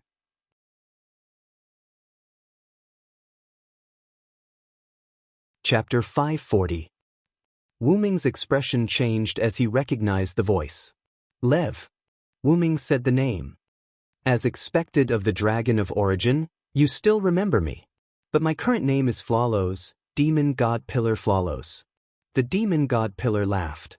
"But I don't think it's such a coincidence that the Demon God Pillar summoned this time is you." Wu Ming didn't believe that this wasn't Lev's doing. With 72 Demon God Pillars, Wu Ming didn't think his luck would be so good. The 72 demon god pillars are one. Unless you can destroy all the demon god pillars in an instant, I won't die. Demon god pillar Flawless laughed eerily with Lev's voice. Wu Ming could imagine Lev's ugly face. However, this provided Wu Ming with information. I did think that you wouldn't die so easily, but I didn't expect us to meet so soon. Wu Ming didn't attack again, and demon god pillar Flawless didn't attack either. The two of them started to talk. This can't be helped. I'm the demon god pillar in charge of the information room. In other words, the other party might be able to see Wu Ming through some means or opportunity. As soon as you came to this singularity, I was already paying attention to you through the Holy Grail, Sarand. As if victory was already in his hands, demon god pillar Flawless said slowly. Wu Ming couldn't wait for someone to tell him the current situation, so he didn't disturb him and calmly listened to the demon god pillar. Oh, then what about that guy? Didn't he come personally? The chaos here is a gift he prepared for me. I don't want to steal the limelight. Wu Ming mocked the Magic King. Why would our king care about an immature dragon of origin? To tell you the truth, even if the Master of Chaldea conquered all 7 singularities with your help, it wouldn't affect our king at all. In other words, the other party had the confidence to win, or had the strength to not be disturbed. Wu Ming pondered. This is also the reason why our great king let you go in London's underground cavern. Demon god pillar Flawless let out a terrifying laugh. Wu Ming frowned but didn't refute him. Wu Ming clearly knew that he was indeed very weak. When facing a powerful enemy like the Magic King who was strengthened by the Black Origin soil, Wu Ming only had 2 things that could compare. The 12 incarnations who killed God, stole the god's authority, and combined with his own abilities and origin baptism. Also the Blade of Salvation Divine Blade Savior's authority. The Blade of Salvation was also the Divine Blade Messiah's power. Although many of Wu Ming's abilities had been baptized by origin, there was no doubt that an ability or item with a high starting point would have a high achievement after being baptized by origin. Just like the 12 incarnations and Blade of Salvation. Other than that, whether it was the Loon magic that Wu Ming had learned, the World Tree's magic from the alternate world, or the various powerful items that he had obtained, or even the relics that had been turned into Wu Ming's own, they were all rather useless. That was because when facing an enemy like the Magic King, these abilities and relics were useless. Moreover, Flawless also said that Wu Ming was an immature root dragon. Although in the eyes of many, Wu Ming was already very powerful, Wu Ming himself knew that he was actually very weak. After staying in the root dragon for a long time, Wu Ming gradually realized that a mature root dragon could be said to be the ruler of all the worlds, the protector of all the worlds. If he had to use a word to describe it, it would be the suppression of all the worlds. In other words, it was the heavenly axiom. It could be said that it was precisely because Wu Ming knew that he would eventually become such an existence that Wu Ming began to face the love that Maeve and the others had for him. After all, if Wu Ming kept delaying until then, perhaps Wu Ming's heart would really have turned into the merciless heavenly Tao. Take the planet's consciousness, Gaia, and the human consciousness, Aleia, as an example. As long as it did not threaten Earth and the human race as a whole, they would not care. Moreover, if it was only a threat to one side, the other side would basically not care. For example, in the crisis of the M-Moon world, the Magic King's means had threatened Aleia, so Aleia naturally had to do her best to save it. The Holy Grail's ability to summon servants on its own was the self-defense mechanism that Aleia had activated. However, because the Gaia and Aleia of this world had a slightly special relationship, the two of them could be considered to be in love, probably, cough cough. In short, if Wu Ming had reached adulthood, then there was no doubt that he would be able to defeat the Magic King effortlessly. But now, the Magic King who had the origin black mud, was not afraid of Wu Ming who was an immature origin dragon. After all, if hope was killed in the cradle, then this so-called hope would be nothing. Then what is the meaning of your current actions? Is it purely for the sake of waiting for me to pass the time? Wu Ming was naturally referring to the matter of pretending to be led by the nose by Sharon and the others. Not only that, Wu Ming, who had fully activated his mental power, saw why Elizabeth and the others' futility, and also saw that Flawless was deliberately targeting Grazi and Matthew. Wu Ming sensed that one of the tentacles of the demon god pillar was absent-minded, and his intuition told him that Grazi and Matthew, who were searching for survivors, were in danger. Wu Ming trusted his intuition the most. As the origin dragon, all the worlds would subconsciously help Wu Ming, and this so-called intuition was also the help of similar worlds. Otherwise, why would Romo meet Grazi so coincidentally and repel the tentacle that wanted to kill the child Matthew was about to rescue? It was because Romo was asked by Wu Ming to meet Grazi and the others. Just treat it as my selfishness. My selfishness towards Matthew. Flawless, or rather Lev, was silent for a few seconds before answering Wu Ming. Oh, the demon god pillar has selfishness? That's really surprising. You don't have to deliberately mock me. No matter what, I have spent a lot of time in Chaldea. After saying that, Flawless stopped talking about this and turned to the root of this matter. Then, let's start the ravaging. Treat it as the price for the ravaging you did to me. As he said that, the countless eyes on the demon god pillar lit up with red light, and countless black and purple mist emitted from the demon god pillar. The ravaging began.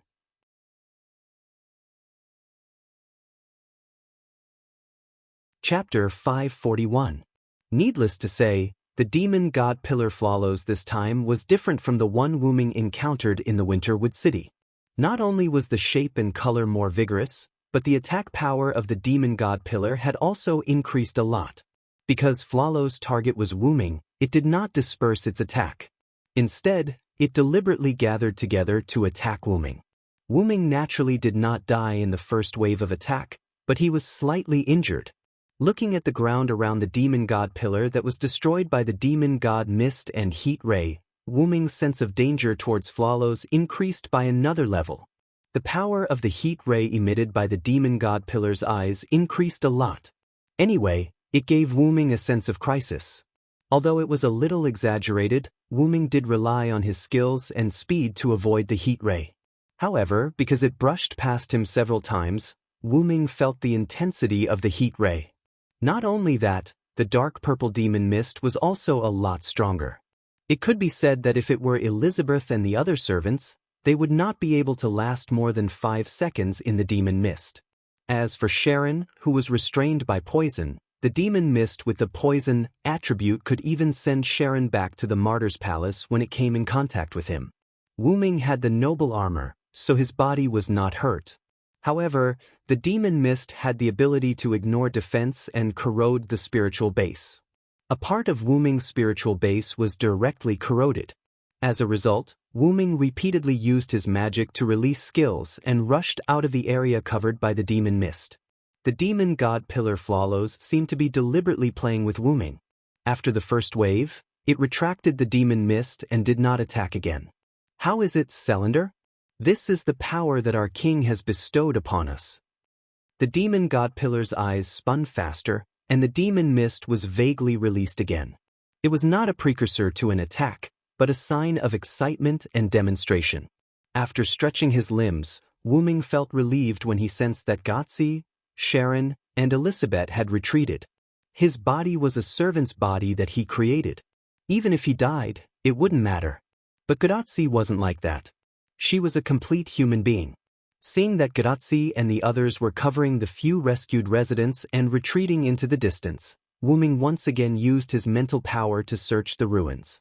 Wu Ming heaved a sigh of relief after checking that there were no living beings. This way, he wouldn't have to worry about his surroundings.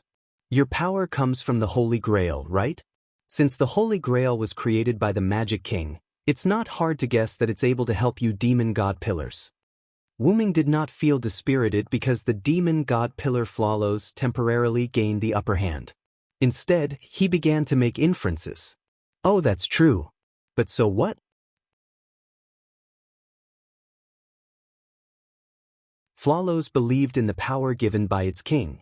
It was not afraid of Wu Ming's pretending to be calm in its eyes. This is power. The power that can defeat you in this era. The demon god pillar roared. Countless heat rays and demon mist attacked again. The momentum was much stronger than before. After I kill you, I'll kill everyone in this era. Who cares about being the last master of mankind? I'll let Chaldea and the others meet their doom in despair.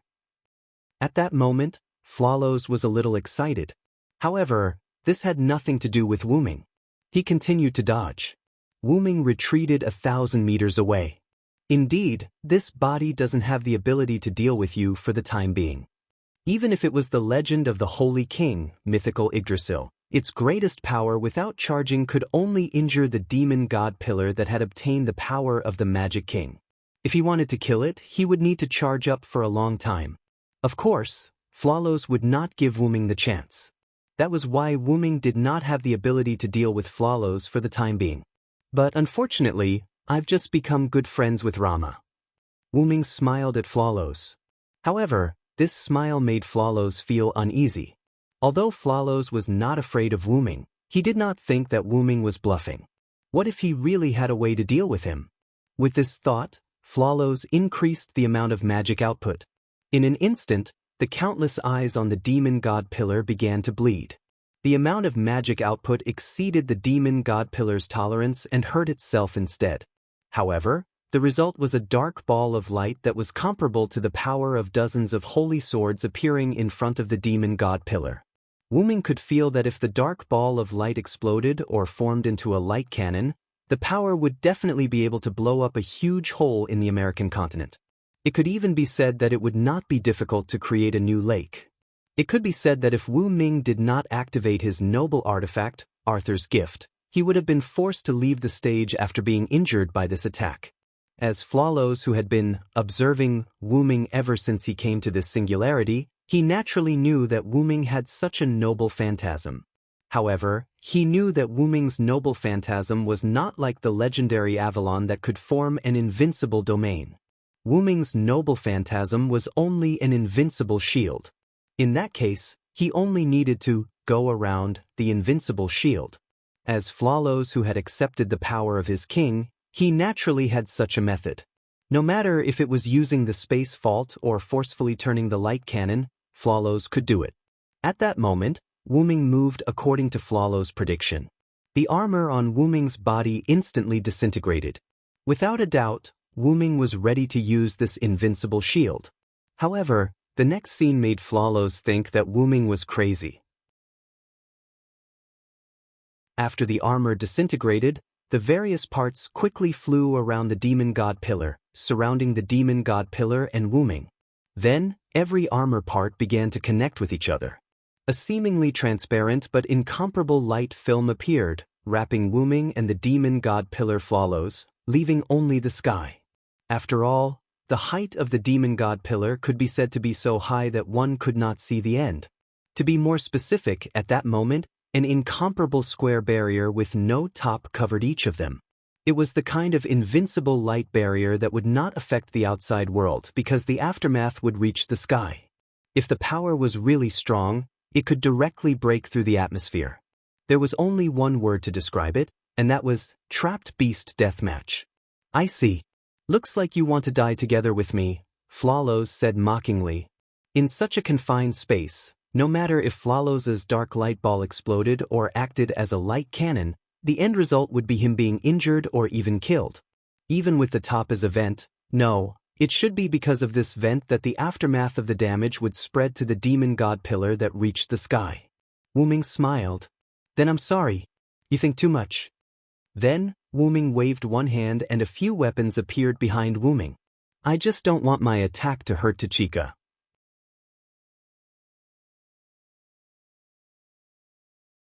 Chapter 542. At that moment, Wu Ming looked like Gilgamesh who was using the gate of Babylon. However, the only difference was that the 5 armies were not lined up side by side behind Wu Ming.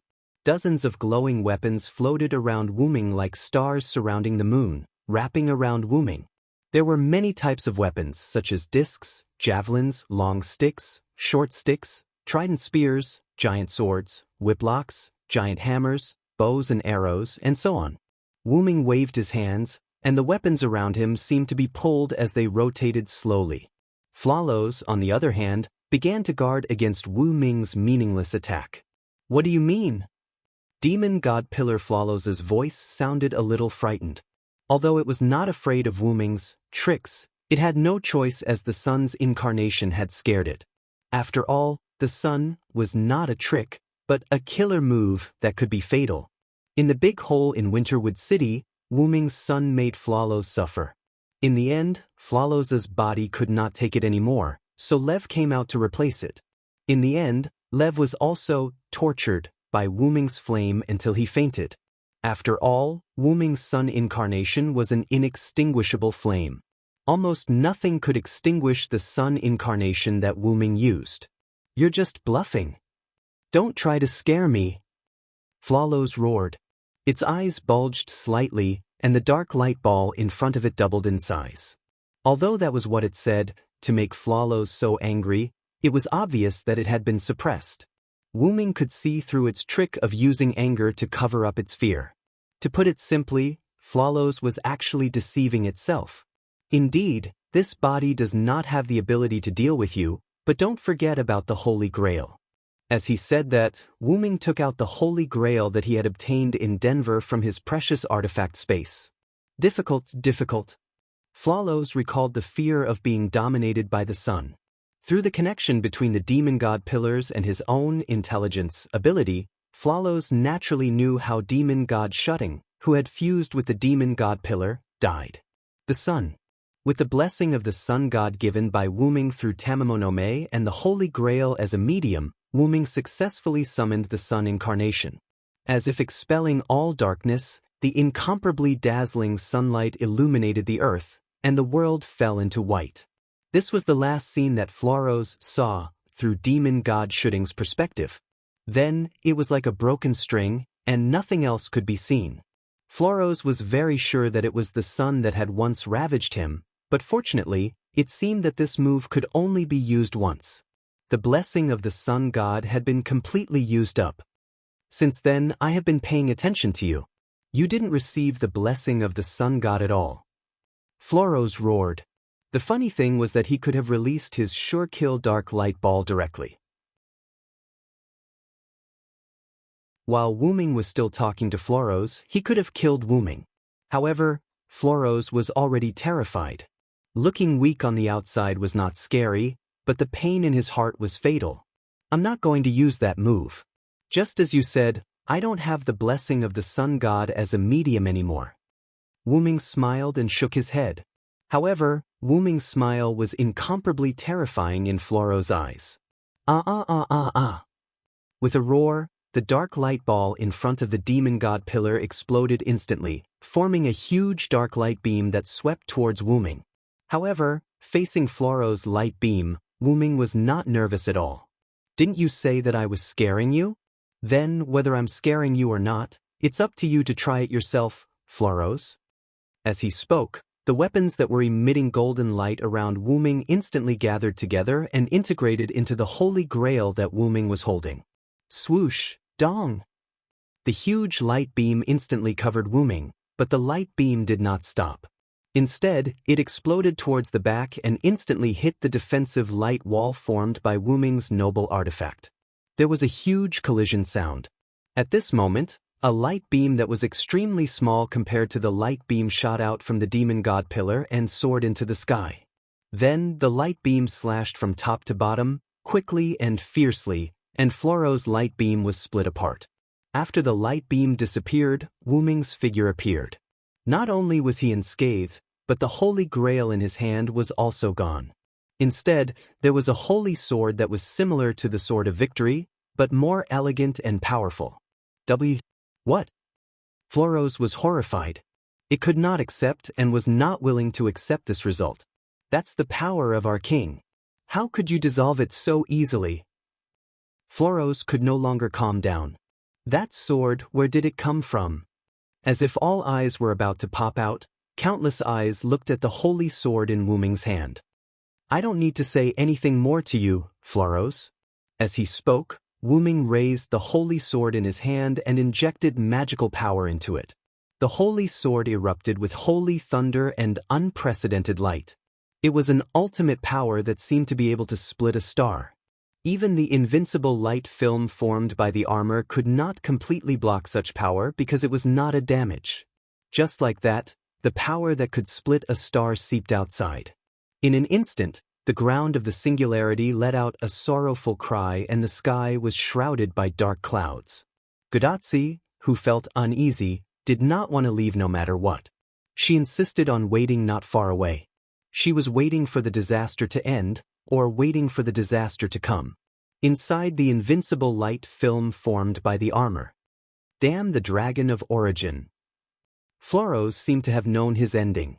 He was not willing to accept his end and launched an attack. Compared to the beginning, the number and quality of tentacles were one step higher. The heat ray that was comparable to the holy sword and the demon mist that was so dark that it made people tremble were all attacking Wuming. The price that Floros paid for releasing these super powerful attacks was that the entire body of the demon god pillar had shrunk by at least 3 times. At that moment, the demon god pillar was like a bamboo pole that was about to die. However, Wuming did not care about it at all. Before these attacks arrived, Wuming only slashed in the direction of Floros. In an instant, the power that could split a star turned into a light beam that was even bigger than the one released by the demon god pillar. Looking at this power that could definitely destroy Gaia, Floros finally understood why Wuming used the invincible defense to trap them one by one. It was not that he wanted to use the power of the demon god pillar to perish together, but Wuming was afraid of hurting this land, this singularity. Floros had no doubt that Wuming's move could directly break this singularity. Then, Floros did not know what happened, because the power of the holy sword that could split a star had already covered it. In the outside world, Gadazi's face was gloomy. Behind her stood a group of followers. Everyone looked nervously at the transparent barrier not far away that was covered in white. Ka Rong raised his head and looked at the light beam that had already rushed out of the sky. He felt the magic power that could break the barrier and let out a sigh of relief. It seems that he is hiding an unimaginable identity.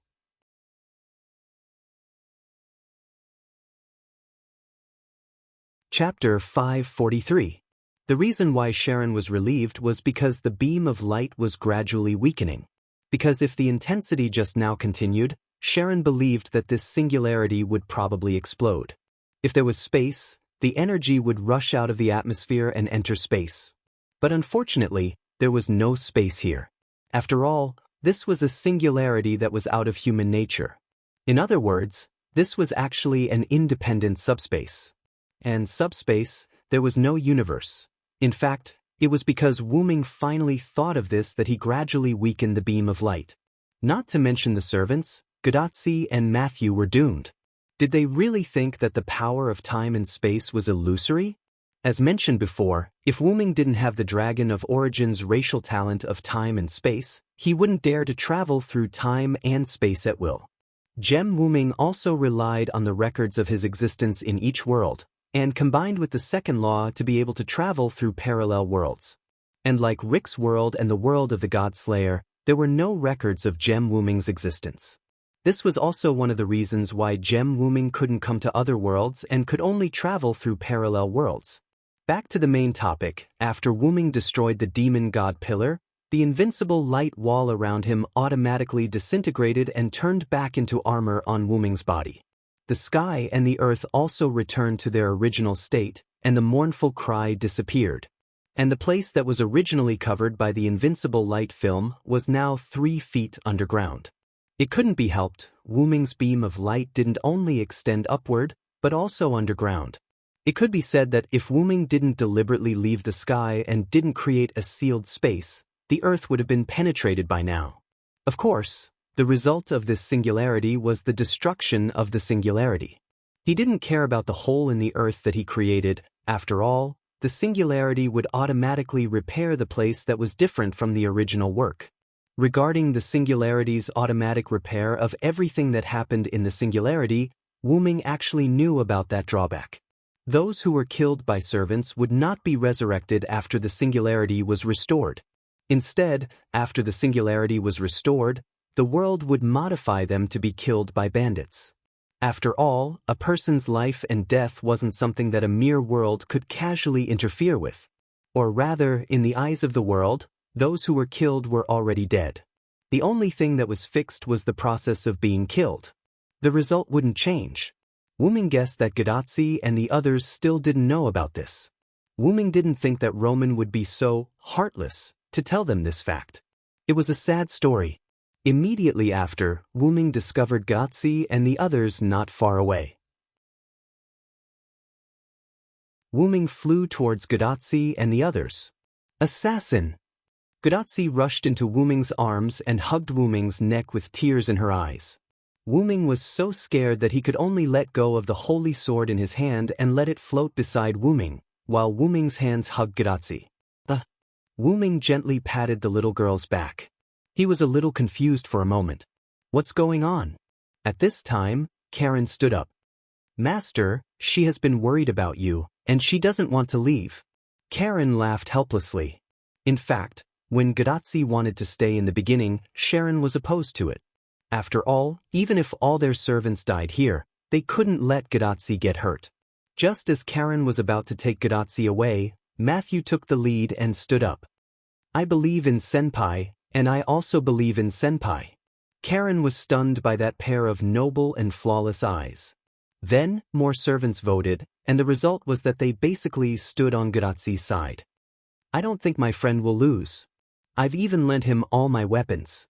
It was not easy for me to defeat Hector again. I did not come here to escape. The Apache gods will protect him. I was ordered by that man to protect Tachika. Even if I am a hunter, I will not go back on my words. My husband will be fine, Migu. It was him who woke me up from being influenced by the president's power. I will support him. These were the thoughts of the servants who directly chose to stay, but the servants who indirectly chose to stay were more strange. Xiaolu will stay, I will stay too. Anjin-sama will stay, I will stay too. Edison-sama is also enlightened, in that case, I will stay too. Demon God Pillar is a virus. It needs to be eliminated. So troublesome, I have to stay too. Well, I will accompany the ladies. Of course, there were a lot of strange reasons, but it could be said that except for Karen, all the servants directly or indirectly chose to stay with Gadotsi. But what could Karen do? He could not beat up these servants who protected Gadotsi and take away Gadotsi, so he could only stay together. Although he did not believe in Wu-ming, but as the wise one in the team, he always had to consider the safety of the general. In that case, let's wait here together. In the end, Karen also cast his almost useless vote. Thinking of the vote, just now, Karen felt powerless. In short, Senpai is very worried about Senpai. Matthew looked at Gadotsi in Wu-ming's arms. At this moment, she felt that her Senpai was an ordinary little girl. Wu-ming could only smile helplessly. Then Wu-ming patted Gadotsi's little head. Have you forgotten that I'm not dead? Even if this spirit base is gone, my body is still intact. However, Gadotsi raised her head from Wu-ming's arms and looked at Wu-ming with tears in her eyes. But I am just worried about you. This scene made Kyoheim and Tamamonome show signs of anger, but they were held down by Elisabeth, Helena, and others. You little girl, Wu-ming didn't know what to say, and could only pinch Gadotsi's little nose. Hee, just like the weather in June, Gadotsi's tearful face instantly turned into a smiling face. Holding Gadotsi like this, Wu-ming began to ask about business. By the way, how far did you push Rome's forces? How did they summon the demon god pillar directly? Let me answer this question. At this time, a weak voice came. It was no doubt Roman. Roman? Has Chaldea replied already? That's fast. Wu-ming complained. How can it not be fast? Da Vinci is exhausted. At this time, Olga Marie's figure was suddenly projected on the side.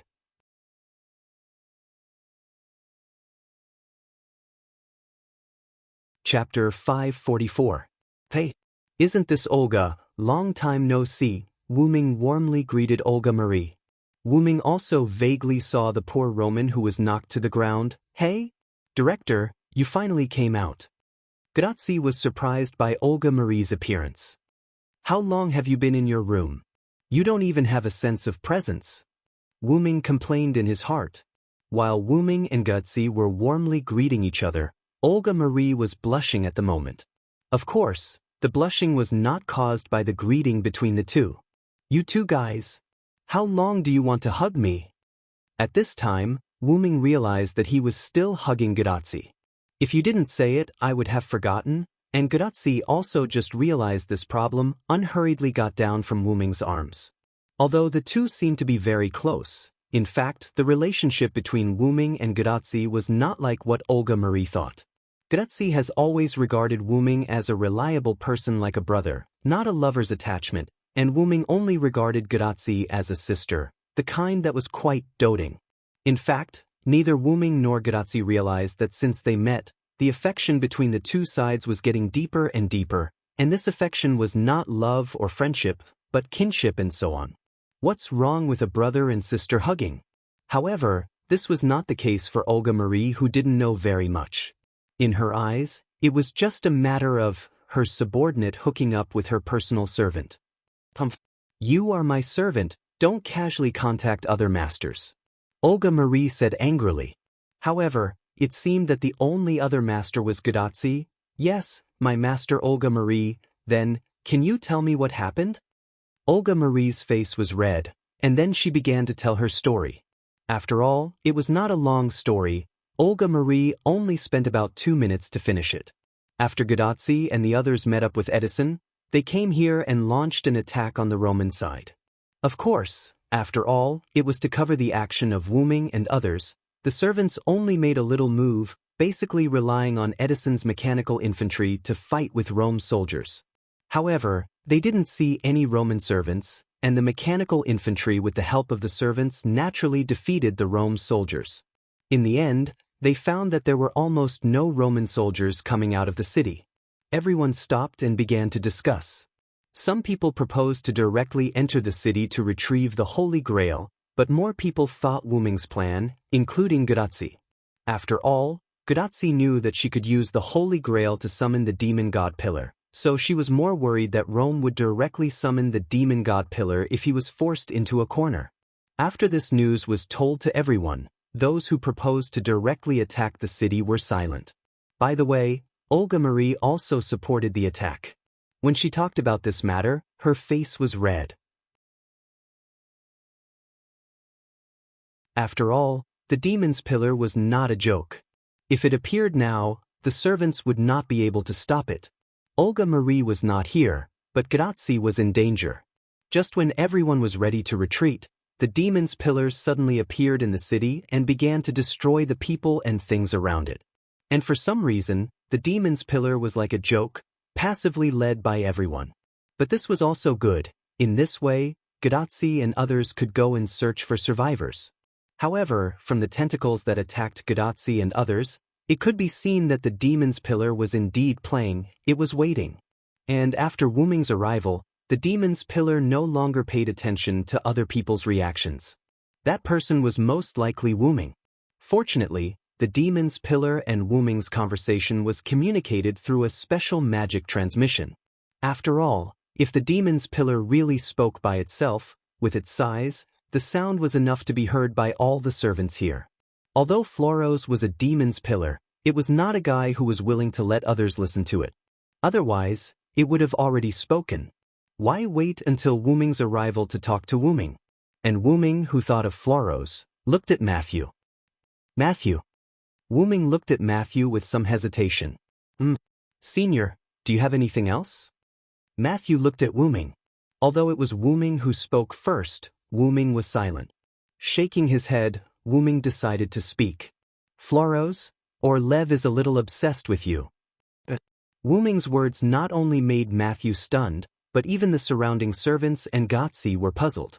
Wu Ming used his mental power to see Floros' behavior that could be said to be targeting Matthew, coupled with the other party's anger towards Chaldea, and Matthew's identity as a test tube baby. Wu Ming could almost guess something. Although no one mentioned Matthew's identity as a test tube baby, Wu Ming's eyesight could still see that Matthew was a little different. Nothing, I'm just guessing, don't mind it. Wu Ming immediately laughed and shook his head. This caused everyone to be confused. But Matthew was thinking about something. It seemed that she had some feelings in her heart. In order to avoid an awkward silence, Achilles spoke. To be able to get rid of that special demon god pillar, you really are the one who forced me to a dead end, Sodric. Achilles laughed like a bandit and put his arm around Wu Ming's shoulder. Just now when Wu Ming and the demon god pillar Floros were fighting, Achilles, who defeated Hector, drove his chariot over. However, looking at the injury on his heel, history had probably repeated itself, and Hector had broken his immortality. However, Hector once again repeated history and left the arena after a one-on-one fight with Achilles. Oh no. After being reminded by Achilles, Wu Ming suddenly thought of something. What's wrong? Gadotsi looked at Wu Ming. At this time, Roman's weak voice came. Your holy grail hasn't been recovered yet? Everyone was silent. It seemed to be true, because everyone ignored this matter because of the interaction between Wu Ming and Gadotsi, and Wu Ming just happened to see Gadotsi when he was putting away the armor, and flew down before he had time to recover it. I'll go retrieve it now. Wu Ming smiled awkwardly and prepared to fly over. But unfortunately, the place where the demon god pillar was previously located, which was the current huge pit, suddenly erupted with a pillar of magic energy that soared to the sky. Wu Ming covered his head with a headache. This was great, this was bad.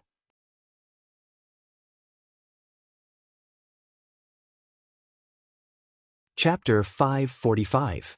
Wu Ming told Sharon and others to take Gadotsi to the distance. Some of the servants knew that they were not strong, so they spontaneously acted as Gadotsi's guards. There were some who were forced to stay by Gadotsi's side, such as Nightingale. As for the willful Xiao Yu, who wanted to go with Wu Ming, she was dismissed by Wu Ming's words, "A virtuous wife must first be obedient." The remaining servants followed Wu Ming to the giant pit to see the situation. Achilles was driving the chariot, and Wu Ming, Rama, and Sharon were standing on the chariot. Only Atlanta was not weak, but she did not follow them. Wu Ming said half-jokingly, "We men are enough. Tachika will be taken care of by you women." These words made Robin Hood and Billy Boy blush with shame. But Geronimo did not care about these things. So Wu Ming, Sharon, and Rama, along with Achilles, sat on his chariot and flew to the center of the giant pit to see the situation. The giant magic pillar that was visible to the naked eye just now was completely gone at this moment. Because of this, they dared to come to the center to see the situation. The reason was quite simple. Being able to withstand fire damage did not mean that they had to bear it when the fire was burning. They could wait for the fire to extinguish before taking action. Wu Ming and others also saw that the magic pillar disappeared and rushed over. However, the disappearance of the magic pillar did not mean that the magic in the giant pit disappeared. Wu Ming and the others could clearly feel the huge source of mana below them. They were certain that the owner of that mana was below them. But because there were still residual magic and dust, and the magic source at the bottom of the giant pit was constantly emitting magic, coupled with the darkness in the pit, everyone could hardly see the bottom. Sharon began to use clairvoyance to carefully look below, but the magic in the giant pit blocked Karen's clairvoyance, so he could not see clearly. This is bad. The other party is at least as strong as Achilles, or even stronger. We can't go down rashly. Although Karen's words made Achilles very unhappy, they were the truth. Achilles could only smack his lips. Rama also frowned. That magic power makes me feel uneasy. It's a feeling of being restrained. Wu Ming's face, on the other hand, did not change in the slightest. Looking at the dark crater below, Wu Ming sensed a familiar power. The master of that power was the servant that Wu Ming had seen before, the destroyer of civilization, Attila, the Hun king. In fact, if he thought about it carefully, it made sense. The other party's noble phantasm was the divine sword of the Roman god of war. It was not strange for him to be related to the Roman forces. Seems like it's an old rival. Achilles, Sharon, Rama, wait for me here. I'll go down myself. The three of them looked at Wu Ming with surprise, but considering Wu Ming's current state, they calmed down. The armor that originally separated from his body was once again attached to his body, leaving only his head exposed. Wu Ming's magic power constantly circulated on the armor, making it look even more holy. Similarly, Wu Ming's holy sword, Divine Blade of Salvation, was once again held in Wu Ming's hand. Pure magic power was also circulating on the sword. Just one strike was enough to make the demon god pillar retreat. The lightning and radiance of this holy sword left an incomparably deep impression on Sharon and the others. It could be said that if Wu Ming said that he could defeat the servant in the giant pit, Sharon and the others would not think that Wu Ming was lying. It could not be helped. The Divine Blade of Salvation was just that powerful. I really did not expect my friend to have such a deep connection with me. My noble phantasm actually drew out your noble phantasm. Rama's face revealed a strange expression. The various types of weapons that were floating around Wu Ming were actually Rama's rarely used noble phantasm, Vishunbuja. It was a class and noble phantasm that had once received the legendary materialization of the holy god's weapon. It then formed the appearance of Gilgamesh's Gate of Babylon. Of course, unlike Gilgamesh's Gate of Babylon, Rama's weapon did not exceed 50 pieces. It was not realistic to want to use it as a cannon. Moreover, just penetrating Brahmastra was enough for Rama, which was why Rama rarely used this noble phantasm. When he walked out of Demetrius's portal, Wu Ming borrowed this rarely used noble phantasm from Rama. This was because Wu Ming needed an insurance that could defeat everything. Since the Sun God's blessing and the Holy Grail could draw out one of Wu Ming's noble phantasm, the Sun Incarnation, it was not impossible to use the Vishunbuja and the Holy Grail to draw out the Divine Blade of Salvation. After all, the Divine Blade of Salvation was the Manchala formation that the gods created for Rama, the last king. Although Rama in this world was not given almost all weapons by the gods, he had a weapon that was given by the Holy God. It could be said that Rama's Vishunbuja was the Divine Blade of Salvation of the God-Slayer world on the other side of the Shape Moon world. Although the difference in power between the two was not small, it was not a problem to use the Vishunbuja as a holy relic to summon the Divine Blade of Salvation that Wu Ming inherited from the last king. Rama, if it's you, you should be able to feel the power inside, right? As he spoke, Wu Ming placed the Divine Blade of Salvation in front of his chest. Rama nodded. Because of the connection, Rama could clearly see the Manchala formation in the Divine Blade of Salvation, as well as the endless number of weapons. It was also because of this that Rama took the opportunity to understand some of Wu Ming's information that outsiders did not know. Although he could not understand most of the information like Stheno and Tamamonum, Rama still understood a lot. Currently, Rama only knew that Wu Ming defeated the last king Rama in the alternate world and inherited the last king's position to obtain the Divine Blade of Salvation. Although Rama's expression was a little strange after knowing that he was in the alternate world and not a parallel world, after all, his alternate world self was indeed a little strange. If that's the case, then I won't say anything more. Sharon gave up on nagging. He could only say that he was used to nagging as a teacher. Although I'm not happy if we follow him down, we might become a burden. Achilles was being frank for once. Don't worry, I'll take care of the enemy. With a confident smile, Wu Ming closed his helmet. His dragon horns emitted a wholly cold light under the sun. With a light leap, Wu Ming flipped over and turned into a silver ray of light, falling into the bottomless pit.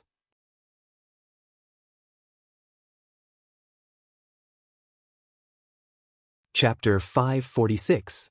In the giant pit, Wu Ming felt as if he had fallen into an abyss. Darkness without light shrouded him. That's strange. Wu Ming used his mental power to examine the unfathomable bottom and frowned in thought. With Wu Ming's flying speed, he should have reached the core of the earth by now. Besides, Wu Ming speculated that the giant pit was not that deep. This was almost a small world of its own.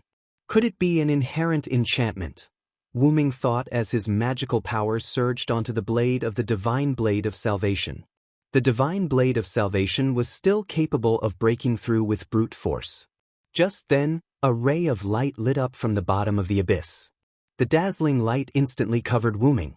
Wu Ming subconsciously closed his eyes. Then, Wu Ming felt his feet touching the ground. Wu Ming opened his eyes and found that everything in front of him had changed. Grassland? After a moment of surprise, Wu-ming quickly calmed down. Wu-ming was now standing on a vast grassland. Feeling the breeze brushing his cheeks, the fragrance of the grass at his feet, and the narrow magical power space, Wu-ming was almost certain that this was an inherent enchantment.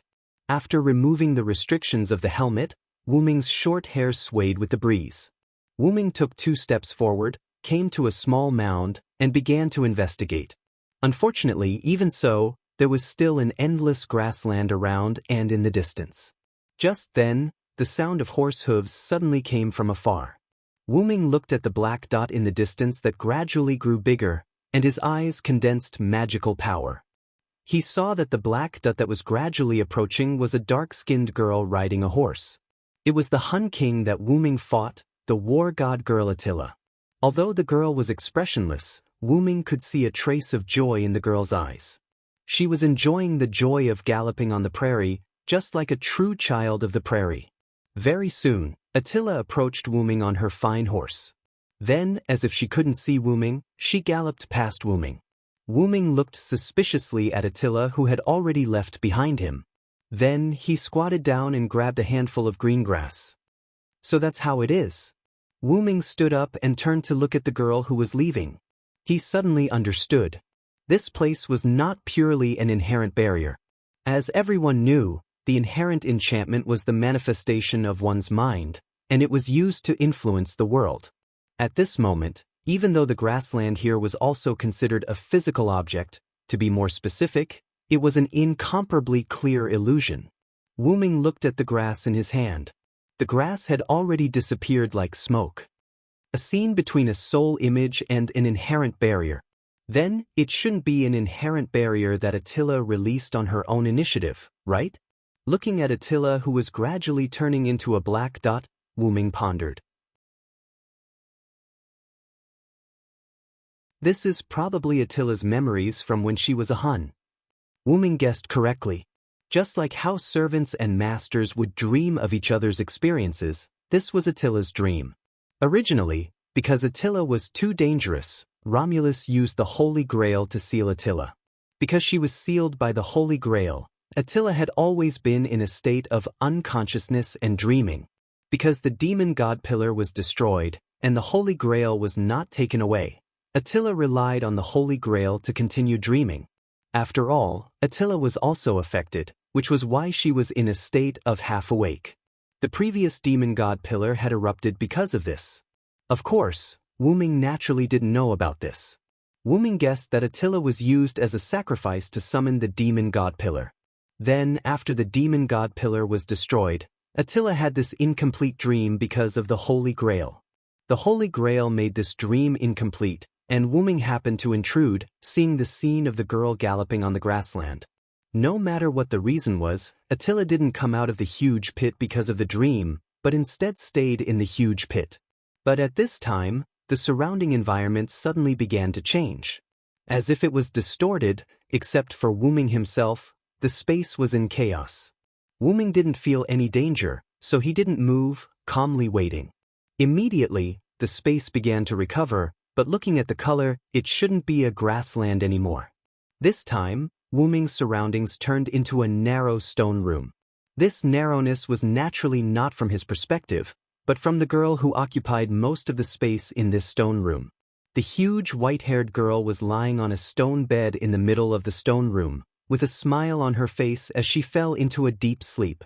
Although the stone room was narrow, it was just enough for this giant girl to sleep, so it didn't seem too crowded.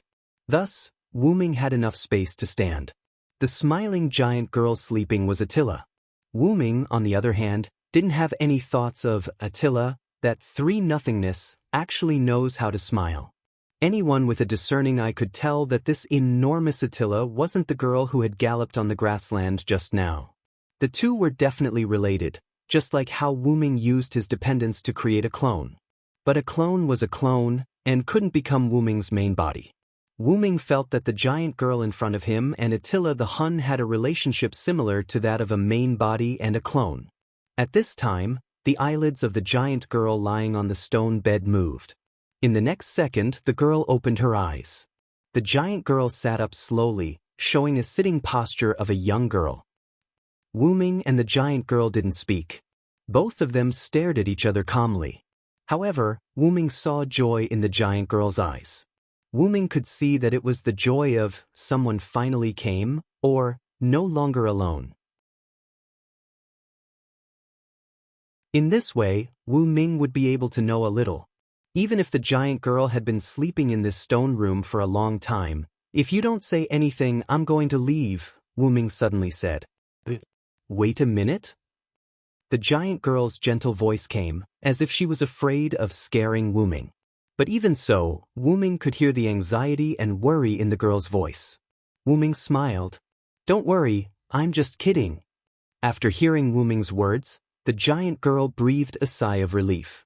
Then, as if she had been enlightened, the giant girl realized that she had been fooled. She looked at Wu Ming with her small face, if she had a normal body shape. However, Wu Ming still didn't see anger, resentment, or any other negative emotions in her eyes. Her eyes were still filled with joy and surprise. Sorry, I apologize. It's my fault." Wu Ming smiled and apologized to the giant girl. "It's nothing. Actually, as the master, I should have spoken first." As if she thought of something, the giant girl lowered her head and stopped looking at Wu Ming. There was a trace of fear in her eyes. It was nothing else but the fear that others might be afraid of her. Wu Ming's eyes flashed with a glimmer of light, then he smiled. "Who do you think I am? Something that can make me afraid hasn't been born yet."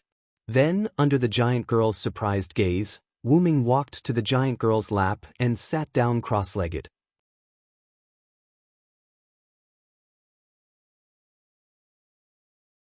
Chapter 547.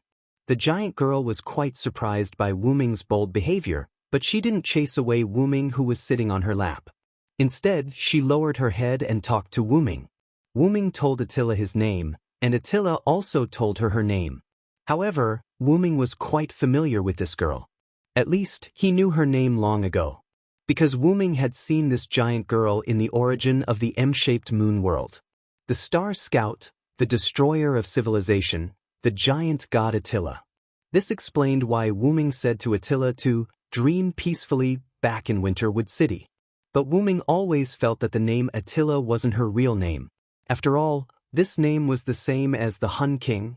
Or was the Hun King's name based on Attila's name? Both are possible. But it didn't matter. A name was just a code name. Wu Ming had many names, such as Vilo, Sodlek, Hyunryong, and Selander. Although there was a name that wasn't really a name. If it weren't for the fact that Wu Ming was his original name, Wu Ming wouldn't have chosen this name as his real name. After all, to the root of origins dragons, names and whatnot meant nothing. Just like that, Wu Ming and Attila chatted like a pair of close friends. They got a lot of information from Wu Ming, or rather, it was Attila who took the initiative to tell Wu Ming. After all, although Wu Ming had once soaked in the origin of the M-shaped moon world, Wu Ming didn't use the origin to investigate the information of the M-shaped moon world. Naturally, he wasn't very clear about Attila's situation. This stone room was actually the control room of a spaceship in the core of the moon. Attila's stone bed was the control panel, and Attila herself was the control lever. However, she couldn't activate the spaceship because she was trapped in this place. Although Attila didn't care much about her personal freedom, she still couldn't activate the spaceship. As for why Wu Ming was here, it was because of Attila. Attila was actually an avatar of Attila on Earth. Under normal circumstances, if Attila fell asleep, he would be dreaming of Attila or dreaming of other dreams. By the way, do you remember the last time we met in Winterwood City? Wu Ming asked curiously. Of course I remember. After all, that was the first time someone cared about me. Attila said with a happy smile on his face. Attila's reply stunned Wu Ming. Just a simple conversation triggered by knowing a little about Attila's situation made Attila so happy that someone cared about her. How lonely would she have to be to say something like that? That was 14,000 years of loneliness. How did Attila, who had gained sentient personality, endure it? It was just a dream. Apart from the few times when he dreamt of Attila the heroic spirit, he dreamt more of what Wu Ming saw just now. Galloping freely on the endless grassland, without restraint, without harm. Feeling a slightly sad atmosphere in the stone room, Attila quickly changed the topic and began to talk about Attila's singularity in the United States. Because the Magic King sent a new Holy Grail, along with Romulus-linked summoning, many servants who were more or less related to Rome were summoned, including Attila, the Hun who held the war god's sword of Mars. And because of Attila's reluctance to destroy and Romulus's fear, before she was fully summoned, she was detected by Romulus and sealed with the Holy Grail. Of course, if Attila resisted, she could have broken free at the beginning of the seal, but Attila, or Attila's heart, didn't want to destroy it. Attila's identity was an alien cosmic destruction weapon that destroyed planets. She was originally emotionless. But because Attila would absorb the technology, knowledge, and civilization of the destroyed planets, the result was that she became quite gentle, tolerant, and pure. Obviously, the civilization of the last planet that Attila destroyed must be an intellectual system full of motherhood and love. In the beginning of the conversation with Attila, Wu-Ming felt that Attila was a lively girl full of excitement. But after chatting for a long time, Wu-Ming felt that Attila was a gentle woman full of motherhood and the calmness and tolerance of an elder. It felt like she had multiple personalities. In fact, Wu-Ming's guess was not wrong. According to Attila herself, she had 3 personalities, but these 3 personalities were not mixed. Instead, they were clearly independent of each other. At the beginning, there was the side of a young girl, the side of an intellectual, motherly, and tolerant goddess, and the side of a follower or heroic spirit, Attila, a cold and fearsome warrior side. This was why Wu-Ming could immediately feel that Attila had multiple personalities. Attila's personalities were clearly separated and were relatively easy to distinguish. It could be said that Attila the giant had the calmness and tolerance of an elder, the illusory and loneliness of a lonely position, and the calmness and coldness of an invader. However, these personalities would change according to the people or things that she faced. Just like Attila, who was frightened at the beginning, that was the delicate and cute side of a young girl. After interacting with Wu-Ming for a while, Attila showed the motherly, intellectual, gentle, and tolerant side of a goddess. As for the warrior side of Attila, it would basically no longer appear in her original body. It would only appear in Attila as a heroic spirit. Afterwards, Wu-Ming asked how he came here. "Actually, I pulled your spiritual body here," Attila said with some embarrassment. Her current shy appearance should be that of a young girl. According to Attila, when Attila was sealed by the Holy Grail and brought into the demon god Pillar's body, the seal was still stable. Attila used Attila's identity to dream of galloping on the grasslands. Afterwards, when Wu-Ming got rid of the demon god Pillar, the powerful force destroyed part of the Holy Grail's seal on Attila. As a result, it created a strange area under the huge crater that was neither an environment nor an inherent barrier. It was in between the two. And Wu-Ming just happened to enter Attila's dream. Attila was indeed unable to discover Wu-Ming's existence, but Attila did. Therefore, Attila directly used the Holy Grail and that special area to pull Wu-Ming's spiritual body to the spaceship in the center of the moon. According to Attila, it was like this. "Because Wu-Ming, you have been releasing your spiritual power roughly, I thought you were asking me to pull you here." Attila had a careful expression on her face. She was afraid of making Wu-Ming unhappy. Wu-Ming smiled helplessly. It turned out that his spiritual power that was only used for investigation had become a burden. He had to train it properly in the future. And at this time, Wu-Ming thought of something. "My use of spiritual power is rough? Does Attila have any methods to help train spiritual power?" Immediately, Attila nodded. Wu-Ming smiled. This was like a pillow when he was sleepy.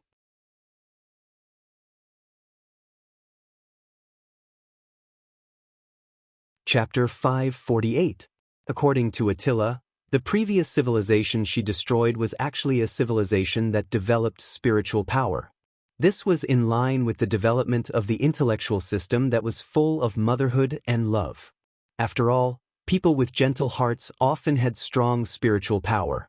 He had never seen Attila use such power before, but that was only because spiritual power was useless to her, which was why she almost didn't use it. After all, the giant god was an existence that used brute force to break through technique, So why would he bother with those empty things? Following that, with Attila's rough guidance, Wu Ming easily learned the use of spiritual power and other branches of it. For example, telekinesis now. Wah! Attila shouted in a panic because she had left the stone bed and was floating in the stone room. Even so, the stone room didn't seem crowded, as if it could adjust the internal space according to Attila. I see.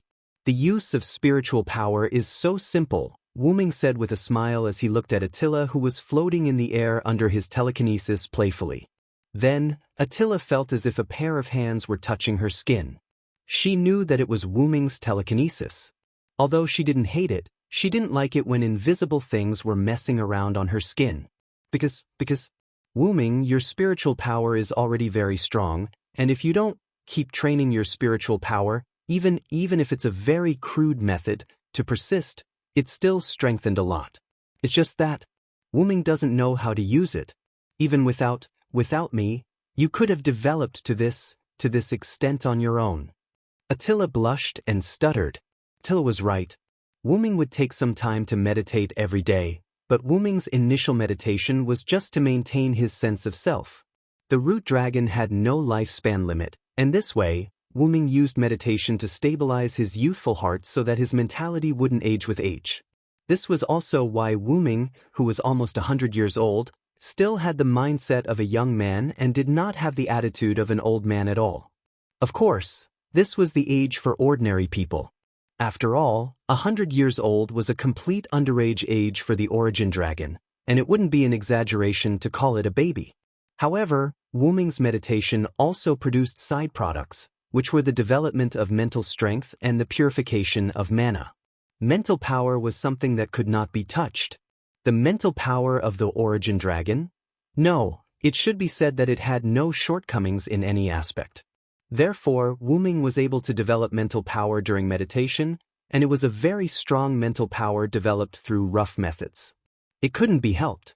After all, consolidating a young heart was the main theme of Wu Ming. It was already very good that the spiritual power of a byproduct could reach such a level. No, it should be said that for the origin dragon, such an outcome was normal. The second point was mana purification.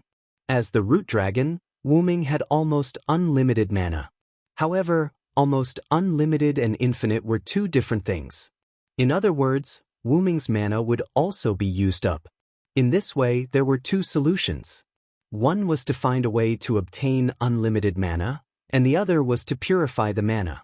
Wu Ming didn't consider the first point and chose the second one instead, because in Wu Ming's opinion, purification of mana was especially important.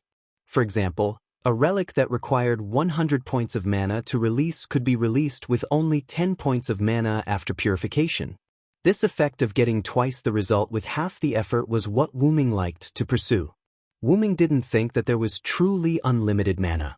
The so-called unlimited mana was just the fact that the recovery speed of mana was faster than the consumption, which created the illusion of unlimited mana. However, that was only Wu Ming's guess.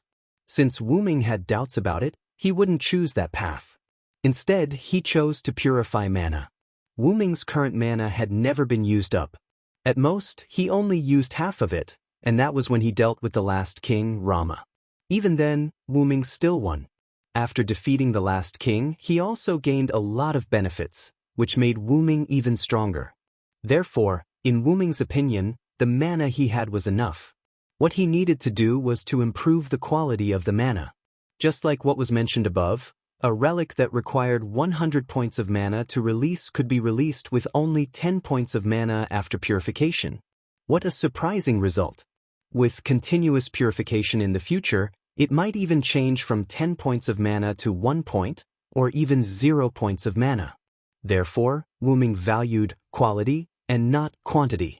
In summary, Wu Ming felt that Attila's words were right. However, Wu Ming didn't agree with some of Attila's words. Wu Ming knew himself well. At most, Wu Ming would only use his mental strength to search for enemies. Moreover, he would only use it in such a simple and crude way. This was because Wu Ming didn't want to develop in that direction. Not to mention that Wu Ming had mastered the Loon magic, which was rare even in the Type Moon world, He had also mastered all the magic of the Yggdrasil, world tree. Although Wu Ming didn't master many magic spells, after all, he had the nameless spellbook, which was why Wu Ming was lazy. However, the fact that he could use it wouldn't change. Putting aside the martial arts that he had learned from Skaha, apart from magic and magic, Wu Ming's killer move was the god's authority that he had obtained by killing a god. Wu Ming only had a total of 3 authorities: the 12 clones, the Savior Divine Sword, and Ling Zhuzi. Due to Wu Ming's influence, the 12 clones had combined the powers of 2 gods. In addition to the origin baptism, they were the authorities of 12 worlds. They were extremely powerful. The Savior Divine Sword was the divine weapon that Wu Ming had obtained after defeating the last king, Rama, who had killed the god slayers. Apart from that, the Savior Divine Sword contained the reward that the gods had given to the last king for killing the demon king. It was the Manchala formation that contained almost all of the gods' god relics. The Savior Divine Sword was comparable to an EX level relic and separated into the Manchala formation that contained almost all of the gods' god relics. One could say that it was an alternative gate of Babylon. Moreover, the Savior Divine Sword had been baptized by the origin baptism. It was no longer an ordinary item and had evolved to a higher level. As for Ling Zhuzi, Wu Ming had not used it for a long time. After all, Neza's ability was not considered powerful. He was only used as a demonic servant. Therefore, Wu Ming released Neza when he left the world of the god slayers. Wu Ming had reminded Neza not to cause any trouble again and again. However, Wu Ming thought it was unbearable. However, he would not care as long as nothing serious happened. Wu Ming was the Lord Demon King who had saved that world. He had even defeated the last king. Wu Ming believed that nobody would disrespect him. All in all, Wu Ming's origin dragon was powerful. Although he had used a weakened servant body many times, Wu Ming did not pay too much attention to his spirit. Because even if it was the body of a servant, it was still powerful enough. However, now that he had the guidance of a master, Wu Ming would definitely obtain new skills with half the effort. As a result, as Attila said, Wu Ming learned very quickly. He stopped teasing Attila and gently put Attila down with his telekinesis. Wu Ming used his telekinesis to lift himself up and reach the state of flight. Although Wu Ming could use mana jet and acceleration to achieve the effect of flight, it was easier to fly with his spirit. After all, Wu Ming had extremely powerful spirit. With just a thought, he could fly without any difficulty. Attila, it's all thanks to you that I can learn so quickly. Wu Ming's words made Attila, whose cheeks were still red, shake his head. Didn't I say that even without me, you can still do it? If that's the case, then I won't say thank you. After all, there's no need to say thank you between real friends. Facing Attila's strength, Wu Ming could only admit defeat. However, Attila was stunned by Wu Ming's words. Friends? Huh? At this moment, Attila had an urge to cry.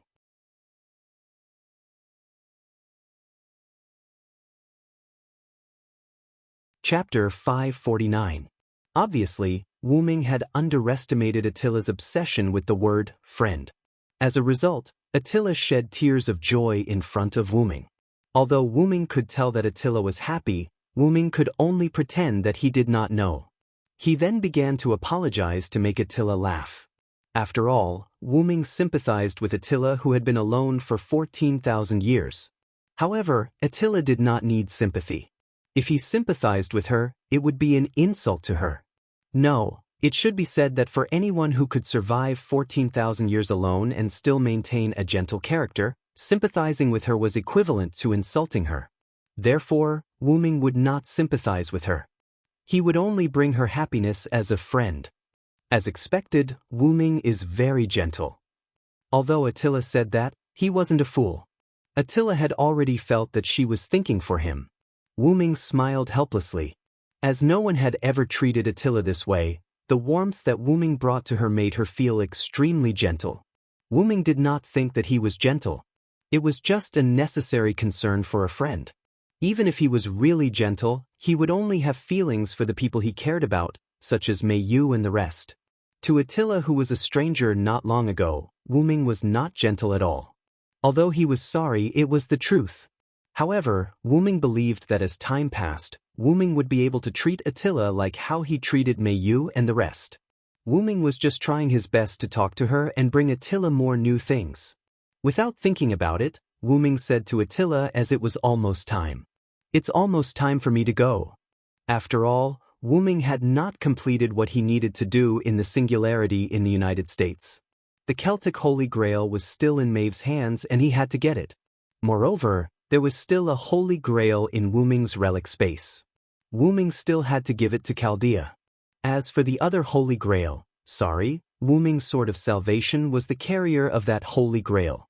After Wu Ming finished speaking, Attila looked slightly lonely. "Because I pulled your spiritual body here, the flow rate here is completely different from that singularity." Attila blushed and stuttered as she was afraid that she would anger Wu Ming. When Attila said this, how could Wu Ming not know?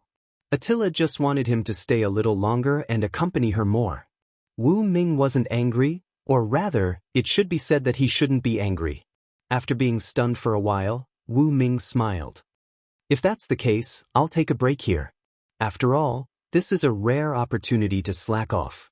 As Wu Ming spoke, he flew to Attila's lap and lay down again. Attila was not as surprised as she was last time. Instead, she smiled happily. Just like that, Wu Ming and Attila started chatting in the stone room. Although it was called chatting, it was basically Wu Ming talking about his own experiences. Attila was listening, and she would complain about Wu Ming from time to time. Then she would be teased by Wu Ming. When she realized what was going on, both of them laughed. Then, Wu Ming continued. Attila was lonely. She did not ask for anyone to talk to her. However, she felt very happy to have someone tell her stories. Moreover, this was Wu Ming's story. Attila was very interested in this first friend of hers. After some time, both of them were still in the same mode. One of them was talking and the other was listening. Suddenly, a hesitant look appeared on Attila's face. Did something happen? Wu Ming immediately noticed Attila's abnormality and asked patiently. "It's almost time," Attila said with a hint of sadness in his voice. Wu Ming had a rough idea of the time he was referring to when it was almost time. It was almost time for Wu Ming's spiritual body to disappear. It made sense. Even if the flow of time here was very different from the other side, it was impossible for Wu Ming to stay here forever. After all, Wu Ming was now a spiritual body. But this was also good. After all, Wu Ming's matter at the singularity was not settled yet. Wu Ming looked at his faintly discernible body, as well as Attila's happy yet lonely eyes, and asked solemnly, "Attila, do you want to go to the outside world?" "Go to the outside world, to see." Attila obviously did not think about this. She was a weapon left behind. Her only purpose was to wait and dream. At least, that was the case for now. Wu Ming read Attila's thoughts as a weapon from her eyes. "I don't think a creature with such gentle emotions is a weapon. If that's the case, then this world is too cruel to you." With that said, Wu Ming subconsciously touched his arm as if he was touching something. Wu Ming thought of Enkidu, who willingly followed him. Back then, Wu Ming did not have the ability to fight against the gods, so he could only retreat strategically. Enkidu's soul willingly turned into Heavenlock and followed Wu Ming. Although Enkidu kept saying that she was a weapon and eventually turned into a weapon, even so, Wu Ming did not think a person with such gentle emotions was a weapon. Even if she was once a weapon and now turned back into a weapon. This principle was the same for Attila. These emotions are just remnants of the previous civilization. I don't have any emotions.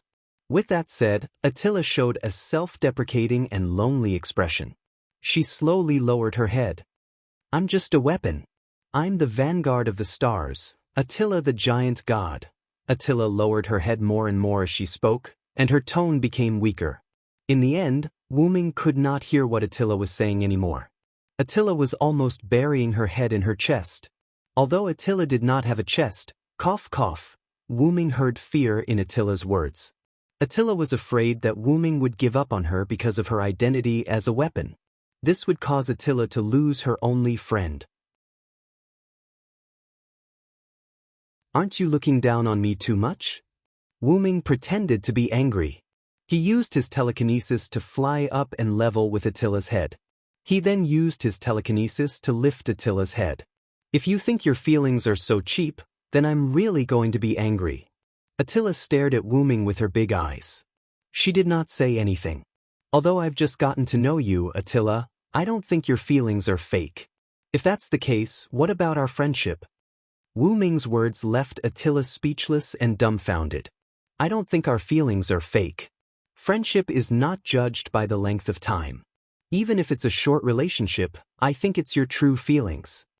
Wu Ming said to Attila word by word seriously. Remember, as long as you want freedom, I'll definitely help you. With my original body's ability, I'll definitely be able to free you from here. Wu Ming looked at Attila with firm eyes without a trace of deceit. He spoke his thoughts word by word.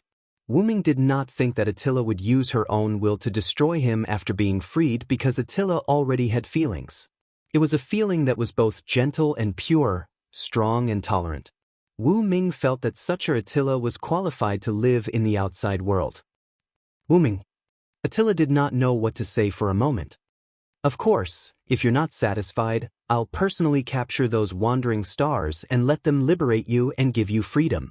Wu Ming said confidently, giving Attila a feeling of, as long as it's him, I'll definitely be able to do it. As the root dragon, Wu Ming naturally had that kind of ability.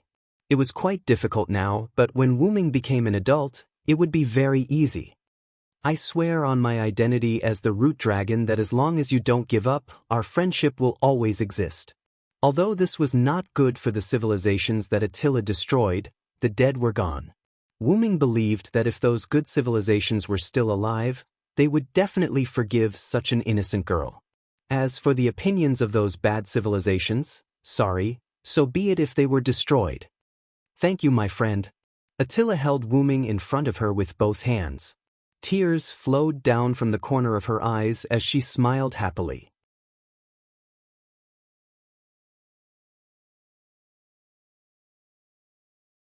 Chapter 550. Fifth Singularity, America Continent, a crater near Alexandria. Achilles was driving the chariot, pacing back and forth near the crater, looking extremely frustrated. Sharon and Rama on the chariot were also frowning, but they did not dare to act rashly. Because it was too strange, there was no movement from the bottom of the crater. It had been a few minutes since Wu Ming went down. Although they thought that even Wu Ming would not be able to finish the battle in a few minutes, it was too strange that there was no movement at all. Just then, in their magic perception, the magic power in the crater dissipated. Did we win? Ka Rong used his all-seeing eyes and looked down at the area that had become clear. Then, Sharon saw a black shadow flying toward the top of the crater, but Sharon still could not see who it was. Get ready. Sharon raised his bow. Achilles and Rama nodded their heads and took out their weapons. After all, it would be bad if it was not Wu Ming but an enemy. First, it would mean that Wu Ming had been defeated, and it was unknown whether he was alive or dead. Second, if even Wu Ming could not defeat an enemy, it would be a dead end for them. As time passed, the figure came up. Fortunately, it was Wu Ming, and not an enemy they had never seen before. It's my friend. Looks like he succeeded. Rama looked at the golden cup in Wu Ming's hand and sighed in relief. Why is he carrying a woman up here? Could it be that the strong enemy below is this woman? Achilles also saw the Holy Grail in Wu Ming's hand, but his eyes were sharper. At the same time, he also saw the girl in the same wedding dress as Wu Ming in Wu Ming's arms. At first, Achilles did not see it. After all, both of them were wearing white, and it was too dazzling to see them together. If it were not for the girl's golden hair dancing with the wind, Achilles would have to wait until Wu Ming got closer to see her. Then Sharon, who was still observing with his eyes wide open, noticed something and immediately cried out. Wait, what else is coming up? Just as Karong finished speaking, a white figure suddenly charged out from behind Wu Ming, or perhaps beneath him, from the giant pit. Dong! The white figure jumped onto the ground at the edge of the crater, stirring up a thick cloud of dust. Soon after, the dust settled and the newcomer appeared before the eyes of Ka Rong and the rest. It was a white-haired girl. Most of her skin was exposed in her revealing white ethnic attire. Her tan skin was in a healthy state, and she held a tricolored sword in her hand. Her eyes were filled with a strong desire to destroy as she stared at Sharon and the other two. This person was very dangerous. Be it Sharon, Achilles, or Rama, all of them had the same thought. At this moment, Wu Ming also flew up. Wu Ming used his telekinesis to control his body and gently landed beside the white-haired girl. "Attila, calm down," Wu Ming gently said to the white-haired girl. After hearing Wu Ming's words, the white-haired girl nodded without hesitation. The desire in her eyes dissipated, replaced by a dazed look. As for why Attila was so obedient to Wu Ming, it was because this was a gift from Attila to Wu Ming, a friend. "I can't help you now, so I'll let my clone, my dream, help you," Attila said before Wu Ming disappeared. Then, Wu Ming realized that he had obtained a slave who was completely obedient to his orders. Thinking of this, Wu Ming's face showed a speechless expression. So the so-called help was completely obedient to his orders. Wasn't this the same as a weapon? Not noticing Wu Ming's subtle expression, after seeing that Attila was no longer a threat, Achilles and Sharon looked at each other and landed. "What's going on? What happened to you down there?" Sharon walked down from the chariot and came before Wu Ming, asking in confusion. He could also see that the white-haired girl was no longer an enemy, but the powerful pressure just now still made Sharon worried. Achilles and Rama felt the same. It was as if they were facing their natural enemy. "It's like this." Wu Ming looked at Attila, then put the unconscious blonde girl in wedding dress into Achilles' chariot, and at the same time, placed the Holy Grail in the girl's arms, then began to explain. Wu Ming told Sharon and the others about how he accidentally entered the incomplete inherent enchantment created by the Holy Grail. Wu Ming did not tell Sharon and the others about his dreamlike trip to the moon's spaceship and his encounter with Attila. It was not that Wu Ming did not believe that Sharon and the others could not keep a secret, but this matter was not suitable to be told to outsiders. After all, Wandering Star, Giant God, 14,000 years and so on were too mysterious and complicated, it was better to tell a little lie. "This is the Hun King Attila, an old acquaintance and good friend of mine." Then, Wu Ming explained the origin of Attila in a half-true, half-false manner. Due to Attila's strong desire to destroy, she was sealed by the holder of the Holy Grail in Rome, trapped in the Holy Grail. Due to the appearance and death of the demon god pillar, Attila's seal was broken, and the magic pillar visible to the naked eye just now was Attila releasing the seal, and entering the incomplete inherent enchantment was also Attila's dream. In any case, Achilles and Rama believed that she was sealed, just like Berserker's desire to destroy. It made them feel like they were facing a great enemy. The golden-haired girl lying on Achilles' chariot was the sacrifice summoned by the demon god pillar. After the demon god pillar was destroyed, the girl reappeared. Because she had the support of the Holy Grail by her side, she did not disappear due to excessive weakness. After that, Wu Ming brought the blonde girl with the Holy Grail out of the huge pit with Attila. Because Attila used the method of jumping, she reached the ground one step faster than Wu Ming, who flew up. In short, everything is over. Sharon no longer paid attention to the loopholes in Wu Ming's words, giving Wu Ming enough face. After all, Wu Ming was not good at lying, even if Achilles and Rama were fooled. As a teacher, Sharon was not fooled, and Teacher Ma was not that naive. Indeed, now that we have the Holy Grail in Maeve's hands, this singularity can be fixed. The four of them heaved a sigh of relief. This singularity was finally over. Let's go back to Tachika's side. Achilles drove the chariot, carrying Sharon and Rama, while Wu Ming and Attila walked on the ground. According to Wu Ming's words, "I want to chat with an old friend." But in reality, Wu Ming was afraid that Attila would not be used to riding Achilles' chariot, so Wu Ming felt that it would be better to walk with Attila. And at this moment, a huge amount of magic suddenly condensed in the sky, and a huge circle embedded in the sky appeared in everyone's vision.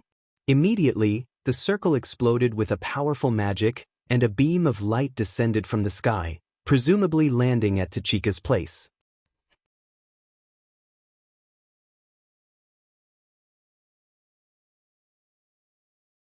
Chapter 551.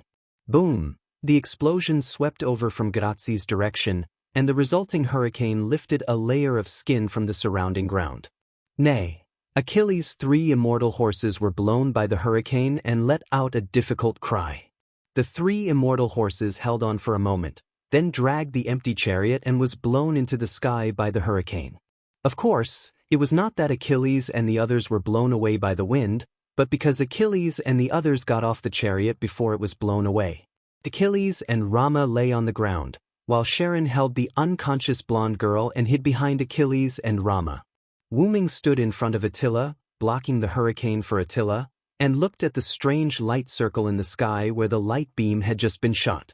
There was no doubt that the explosion and hurricane were caused by the light beam attack. It really is that guy. This is exactly the same as Floro's light beam attack. The guy Wu-Ming was talking about was the Magic King. After all, only that guy could set up a huge light circle in the sky of a singularity and launch such a powerful attack. Floro said that he had obtained the power of the king, and the black light beam shot by the dark light ball gave Wu-Ming the same feeling as the light beam that fell from the sky just now. While Wu-Ming was thinking, in just a few seconds, the hurricane stopped. Wu-Ming shook the dust off his body and looked at Attila. "Are you okay?" Attila, who was not stained by a trace of dust, shook her head in the face of Wu-Ming's concern.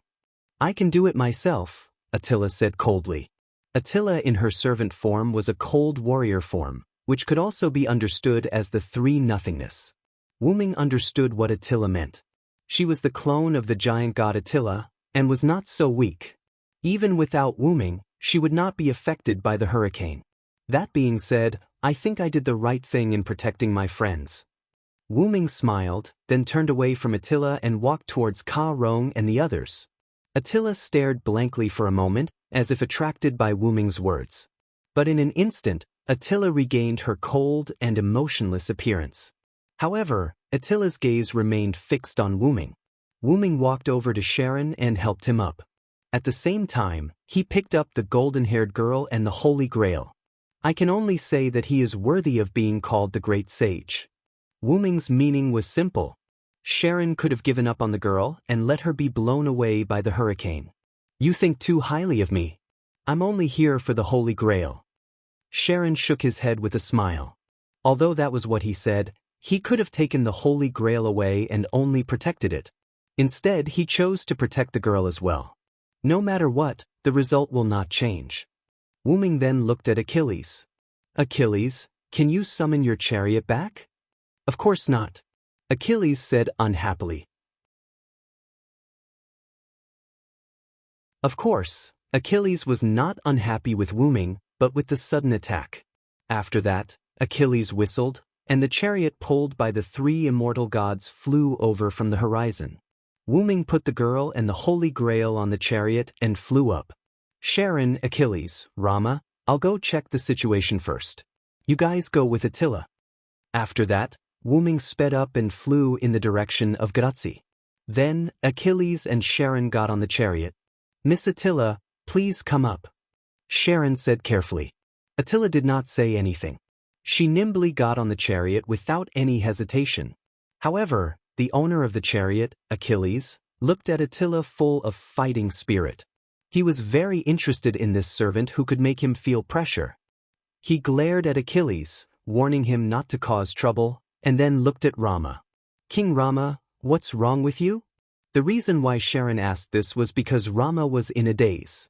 Rama came back to his senses and looked at Charon. "Nothing, just a bad premonition suddenly appeared in my heart, as if something is going to happen to Sido." Then Rama shook his head, no longer thinking about the messy things, and got on the chariot. In this way, Achilles reluctantly pulled the 5 servants and began to move in the direction of Wu-Ming.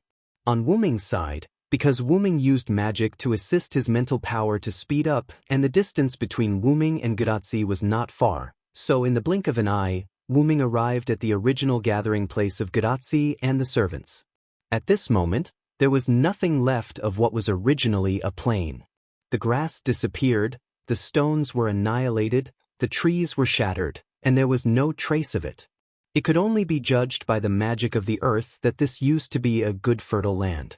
However, The Earth's experience was not good. The Earth was directly lifted, revealing a barren yellow color. It could be said that there was nothing but barren land here now. But Wu Ming did not want this to be the case. As if God was on Wu Ming's side, in the barren land, Wu Ming saw a different place from the surrounding. The holy round shield appeared in a place similar to a mound, and then, the round shield peeled off the earth, and two figures walked out. Tachika. Matthew. Wu Ming quickly flew over. Is it assassin? Cough, cough, cough. Tachika was excited, then she ate a mouthful of dust and coughed.